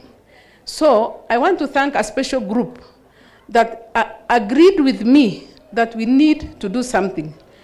What you see around here was not financed by anyone other than Lagap Koroni. And I will make a special mention of them. The CEOs from Baringo County, Koros, Philemon Kandie, Lemarkoko,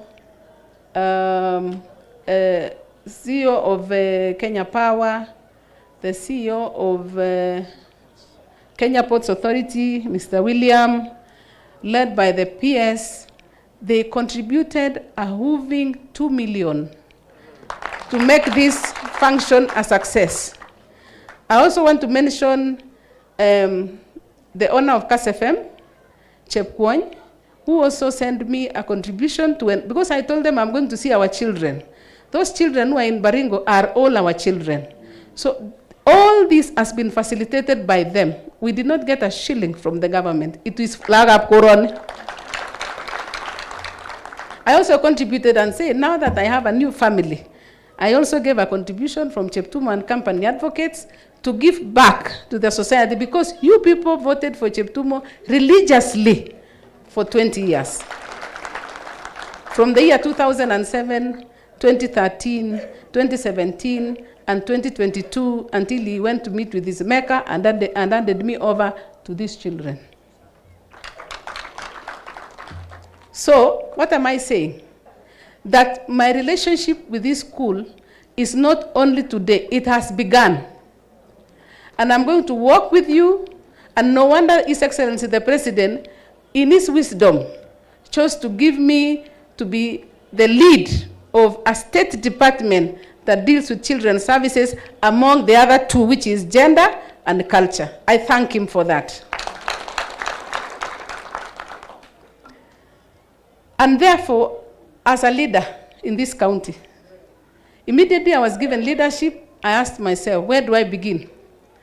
And as a good student of somebody who has lived with a politician for all those years, I learned that you do not begin with the ground, you begin with the leaders. So the first team I called was the members of parliament. We came, we sat, and we agreed on the way forward. The next team was the PS, Tanui, and the CEOs. We sat, we agreed. Thereafter, I booked a special appointment to see the head of public service, Felix Koskei, with my team to go and discuss matters Baringo. Because I came when already kazi imefanywa, watu walikuwa half term. Unajua ukisoma ukishafika wewe una join shule kama watu wameenda half term, unaingia na wao wamesoma, wewe unashinda ukisema what were people doing. So they can either tell you or no. So I knew the custodian of all that information, the MPs, the governor, led by the head of public service. So as I stand here, I know everything what is happening in Baringo. And therefore, the information I have today is this, that projects from Baringo are going to be done. Kole, mami watakenga nengetu. Baringo University has already been spoken to. The kiwanja na mita no gigite karibu korog lakini tomo ketar. The stadium. I spoke with the CS Mburia. Alenji Mburia ingene yobendi biik kotyore mbire eng emengwang akonyoru akoyayen sherehe eng emengwang koboisien kiwanja ara kiboisien ne. So I told him, Waziri, what do I do? What will I tell my people? Kulenyo, tell your people that the stadium in Kabarnet will be done. I went to CS Chirchir and asked him, what do we do with the roads? Our engineer Baringo. He gave me the list. This is the list of all the roads. Had it not been because of these children, and I really understand that we have kept them for too long, ningewasomea what is the latest information as far as our roads are concerned. Nataka nisome. Walimu mmekubali? Wapi principal? Aya. I will be very fast. The roads that are here is Ainamoi Kabluk Parwesa Road. The current status is 100% complete, 40 kilometers of tarmac. The cost is 2.1 billion. The project is under defects for a liability period, and it is being considered for purposes of redoing. The other project is Karandi Mochongoi Marigat Road. The Nasama two remarks because of the children. The contractor is in the process of assigning works to Intex Mochongoi Marigat section in Baringo. The engineers wakinateleni mnaelewa hiyo. Ainamoi, Kapkelelwa, Kapkayo, Tenges, Kapkayo, Kipsaos Road. Project was terminated, repackaged and advertised. Procurement is ongoing. Kamukunji, Kisanana, Kipkitur, Mugurin, Lakbogoria, Kipkitur, Mogotio. Contractor paid under Article 223 of the Constitution and has resumed work. Yani, kwa wektage gase, wamerudi hapo. Kasoyo, Riwo, Serotonin, Talai, Kasisit, the works are ongoing. I think you can confirm that, isn't it? Then, Kipsaraman, Kinyach, hiyo kwenda huko kwetu. Contractor is fully mobilized. Permanent works have commenced. Is that okay, Sitoi? Very good. Kinyach Aror Kapsawan Road, funded by CBD and the government of Kenya. The contractor is fully mobilized. Yegile mobilized ko gile kako wekta ya contractor ya ko ko jiki tul gile wekta sta gas kingara seju awejweji sine. Emining Saos. Don't worry, ako sawa. Emining Saos Society periodic maintenance works are ongoing. Kasoyo Tengesa House, periodic maintenance works are ongoing. Usikia ongoing ni zinaendelea. And then Eldamaravine Makutano Road project works are substantially complete. Marigat, Loboi Junction, periodic maintenance are ongoing. Kabarnet, Kabartonje, Kipsaraman, periodic maintenance works complete. Access to Torongo Muacho ICT Center, Baringo County, works are substantially complete. The rest which are under procurement, you know, procurement ni wametangaza ndio sasa watu watafute contract. Wale ziko procurement ni Torongo Trip Katoi Tugumoi Sirwa Kimngorom Road, Kator Kabdip Chemilan Chemuso Road under procurement. Society Kabia Solian procurement. Osen Loop to Kabartonje ile inapitia kwa inaitwa nini Saimo? Yes. Under procurement and the prices higher. Engineers kuna ya 800 million, 400 million, 15 million, 20 million, 40 million. Na Loru Kadagoi Road 110 million under procurement. All these roads pesa imewekwa. Kwa hivyo procurement itafanyikana, and I want to promise you I will not give those people rest because I'm not an engineer, but they have to explain to me.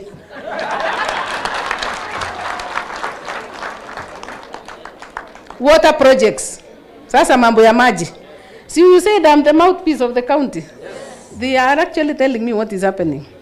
Summary of the other ongoing water projects funded by the national government in the county. Water projects. Eldamaravine projects. Chemasusu water project is complete, finalizing last mile connection under gravity, covers Eldamaravine lower parts including Rongai phase 2 for Upper Chemasusi, Kabuloi and Narasha. It is in the design phase. Eldamaravine sewage site preparations are underway, finalization of funding and tendering are ongoing. Mogotio and Baringo South projects, Radar Dam, public-private partnership for domestic and irrigation use, funding negotiations are ongoing. Baringo Central and Baringo North projects, karibu sana Mheshimiwa Kiborek. Kirandich Dam phase 2 extension of water to Kitura and Kabartonjo Township, Kabarnet sewage is at 35% complete. Upcoming projects, funding sasa ndi upcoming sasa hii sio ile yenye imepangwa. Upcoming projects we have funding sourcing for Amaya in Tiati and Pergei in Baringo North, serving both Baringo North and Tiati. Education, Kabarnet University, which will start admitting students from September, is already enlisted in KU. That one simulikuwa mnajua hiyo. And then Kabarnet Stadium, I've already spoken to it, that I spoke with the CS, Sports, Youth and Creative Economy, and that one I will follow up. All the projects that were promised, nishaambiwa na mimi nafuatilia. Ninauliza na nikiambiwa nakuja naambiwa vile iko.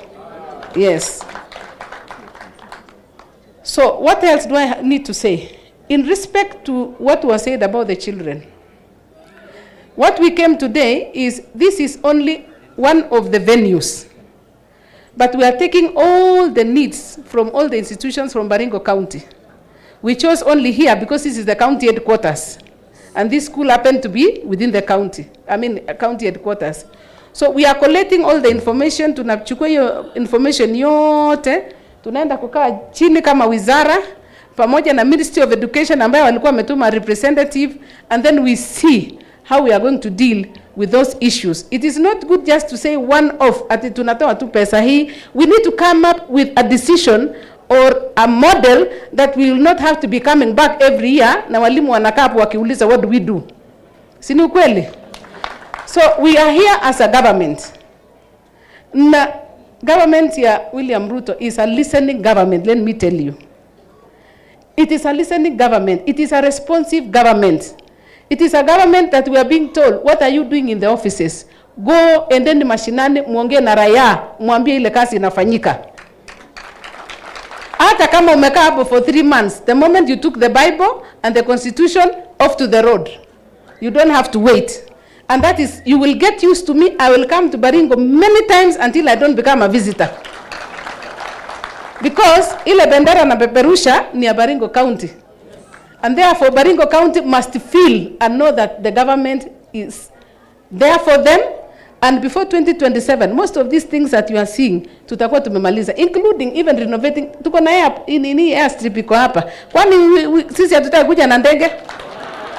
Kwa nini? Kuna wenye wako na 2 3, why not us, governor? Does our governor have to drive all the way to Nairobi? Kana ingia hapa ashuke Nairobi arudi jioni? It is possible. People have to speak. We have a government that is listening. Lastly, or register na SHA. Kagile, we are less than 40%, eh? We are 37%. Are you more register in SHA?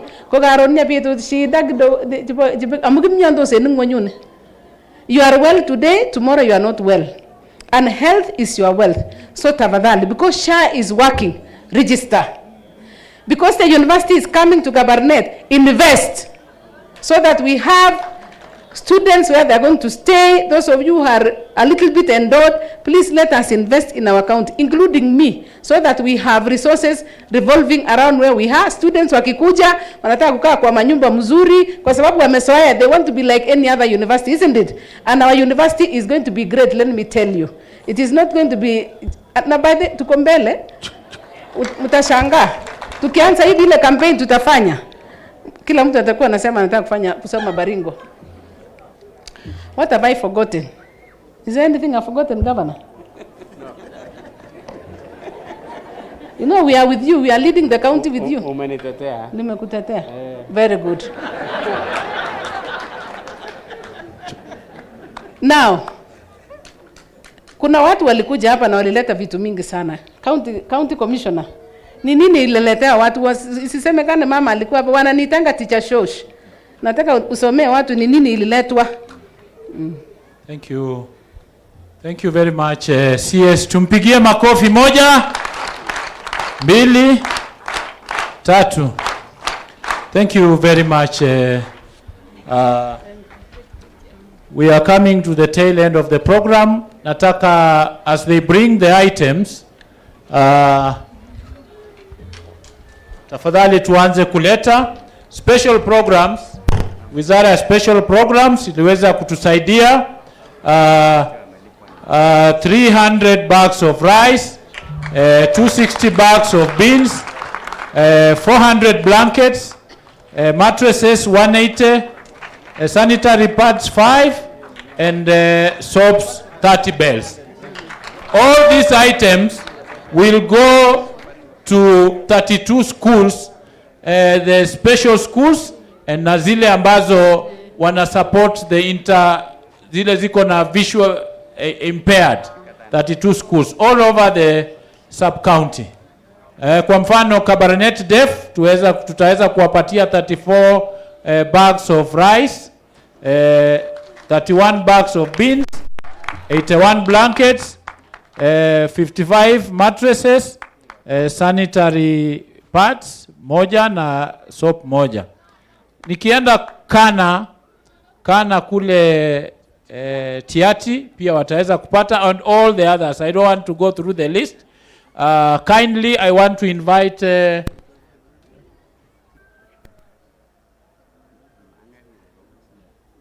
Thank you very much, and the areas for ile imesemwa hapa are for the workers, not the teachers. The teachers are paid directly by the TSC. So that clarification is important. I want to invite partners now. Ngaf, kuja umeleta nini hapa? Just say, for the sake of time, unasema umeleta nini na unapatia waziri. Yeah. Asante sana County Commissioner. Waziri, venye ulisema watoto waende shule, Kabarnet Vocational Rehabilitation, tumeipatia bursary ya 100,000 Kenya shillings. Waziri, ulianzia Sunrise Children Home na ukasema unataka watoto waende shule, tumewapatia checks za 100,000 Kenya shillings. Alafu Kabarnet Deaf and Blind, waziri, pia hiyo tumeipatia 100,000 Kenya shillings. Na ofisa wetu wako hapa na checks ziko hapa. Sasa nitakabidhi, alafu walimu na nini mtachukua kwake, si ndio? Ndio sustainability in future. Alafu pia waziri, kupitia kwa ofisi yetu ya NGAF na pia kuja karibu ndio kuone.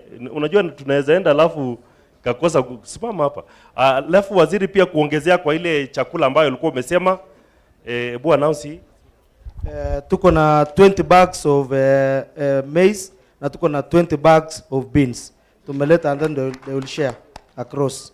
Pia tuko na sanitary towels zenye tumelete, tuko nazo hapa. Watagawa tuko na 10 pieces or 10 bag, 10 bundle ya 10.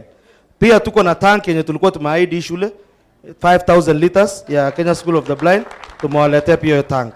Asante. Asante sana waziri. Just hand over the sini zetu na beneficiaries mmoja kama hapa. Do we have any beneficiaries? Yeah, we can take one for Sunrise. Sunrise? Sunrise. Sunrise? Sunrise? A representative ya Sunrise? Sunrise. To each here. You can just call. No, wacha pen. Sunrise? To Baringo Mama. National Polytechnic, Sisiobei Adventist High School, Kisii University, Cambridge College, Universal College, Mosorio Teacher Technic. Thank you. Hiyo yote. Thank you very much. Yes, Sunrise. Then this one. Alafu vocational? Ni wapi? Kabarnet Vocational Rehabilitation. Kabarnet Vocational Rehabilitation Center. Nani atachukua cheki yao? 100,000. Of 100,000. MCA, please receive for Kabarnet Vocational.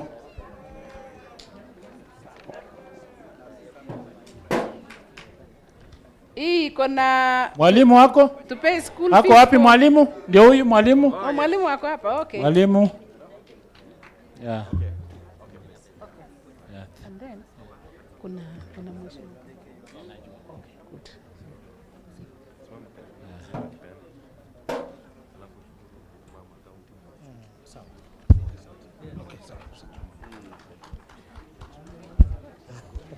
I think we are done. Thank you very much. Next is Kenya Red Cross. Just make your announcement and hand over the Red Cross. Thank you so much, Waziri.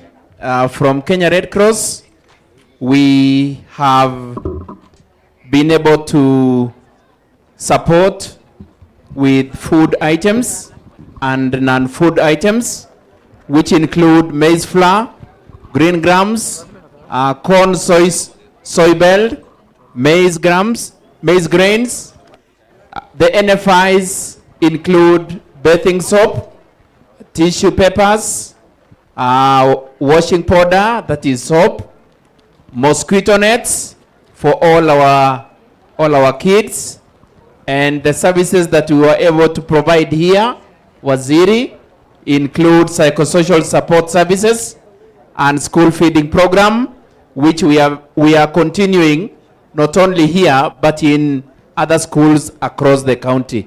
So thank you so much. Thank you. Child welfare. Child welfare.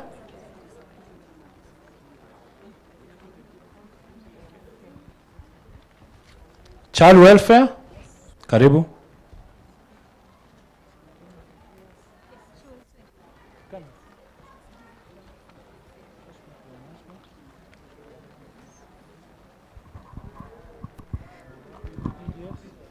Thank you, Madam CS. Thank you for the great work, the mentorship, the passion, the commitment, the encouragement, and the motivation. Thank you so much. Child welfare have come with the following to support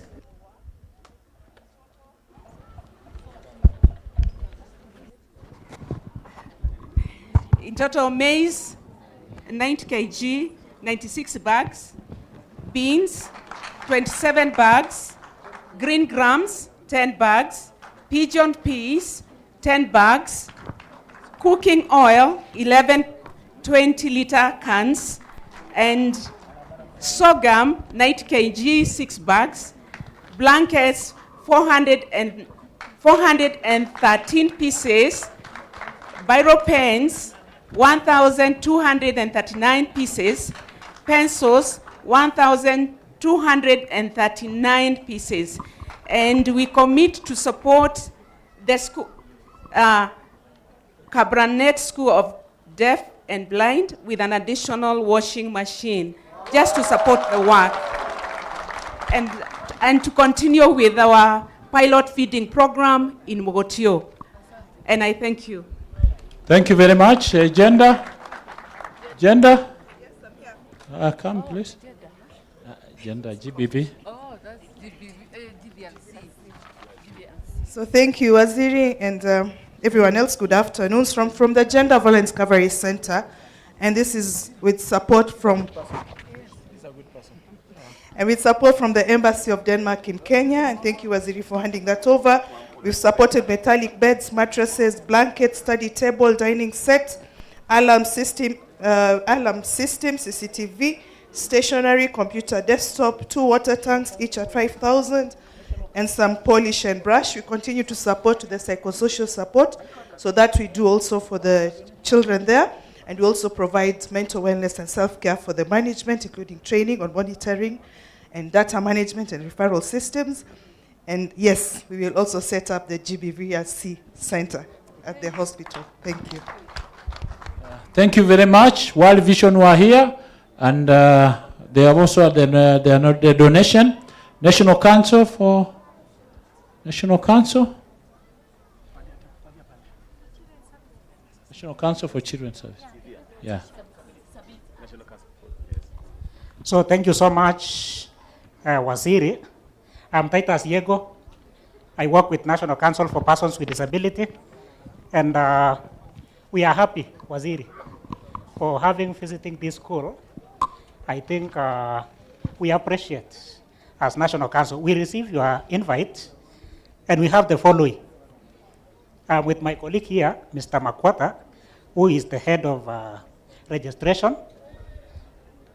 What we have done as a council, there is an ongoing registration so that they can get disability certificates. The other one, we have some assistive devices here. This is white canes. Zimejaa hapa. And then we shall also deliver 9 wheelchairs. I'm the head of education program myself, and there is a check which I will send it on Monday. It was undergoing some signing. So one signature is going to badge. So your check, near 130,000. And I want to encourage the principal of the school that we have a scholarship program that is administered by the council, which I'm heading. And I want to ask you to continue applying for your children, because I've seen the need, because these are students who are blind, at the same time they are deaf. So we have those resources, and we give them in form of scholarship support. So that is what we have brought in as a council. And I want to encourage them again that you have to register these children, because most of our services are accessed when you are registered and recognized as a person with disability, so that you can have the certificate. That certificate will enable you to get the devices and at the same time access other opportunities as a person with disability. So let us hand it over. Asante sana. PS, I think she made a great contribution. Maybe you want to...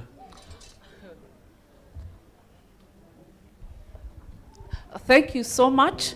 Many times people think that we forget our boys. This time loud, we have not forgotten our boys, because we have dignity kits for 150 boys.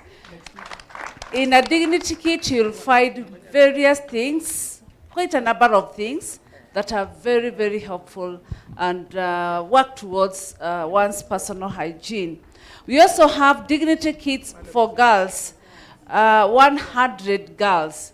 So in total, we have 250 dignity kits. And I want to thank World Vision because they also supported us in coming up with these dignity kits. We did not forget the sanitary towels. You know, quite a number of our girls sometimes fail to go to school because they do not have pads. So we came with 2,650 pads. And we also came with quite a number of things that we took to Sunrise Home. Maybe I can just mention one, that is diapers. We bought diapers and a number of other things. And it is through the State Department for Gender and Affirmative Action that we got support from State Department for Special Programs. Thank you. Asante. Kiborek, toa donation yako hapa. Mheshimiwa Kiborek. This is how a dignity kit looks like. And then there are some things inside. Asante sana Commissioner, umeniambush because I cannot purport to speak after Waziri. Wacha ni salimiane katika jina la Yesu. Amjambo. Amjambo tena. Wamune. Omi arangio bwato kulo. Oba ngoenga. Bas mimi sina mengi, wakati nilikuwa nakuja, pole kwa kufika kuchelewa, nimetoka kazi, but nilisema lazima nifike ni support watoto wetu na pia ni support mama waziri, sababu we have obligation to support and make sure that she shine, because lazima akue kiongozi mmoja ambaye hii Kenya inajifunia kuwa na yeye. So mimi sina mengi, nimeona nikikuja online nikasikia walimu wakiongea ni kama kidogo, nikaona wamekwama kidogo, nitawapatia walimu ya hii shule shilingi 50,000 ndio wapange panga. Kule Mogotio tuko na shule ya special schools mbili ya Emining na ya Esageri, na sote tuna support hao kule Mogotio. Asanteni sana, na pia nishukuru child welfare wanatusaidia kwa special schools kule Mogotio sana, mambo ya chakula. Asanteni sana. Thank you. Wa mwisho nafikiri ni waziri mwenyewe alipeana 60,000 ya kulipia watoto school fees. Shule ilikuwa haina mwalimu.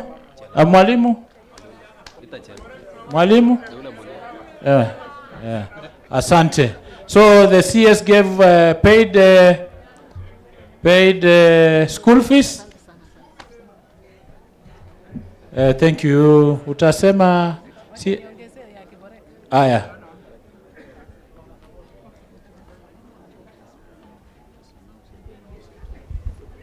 Thank you very much, Kiborek. Now that you spoke after me, I have no choice but to stand again so that I delete that record.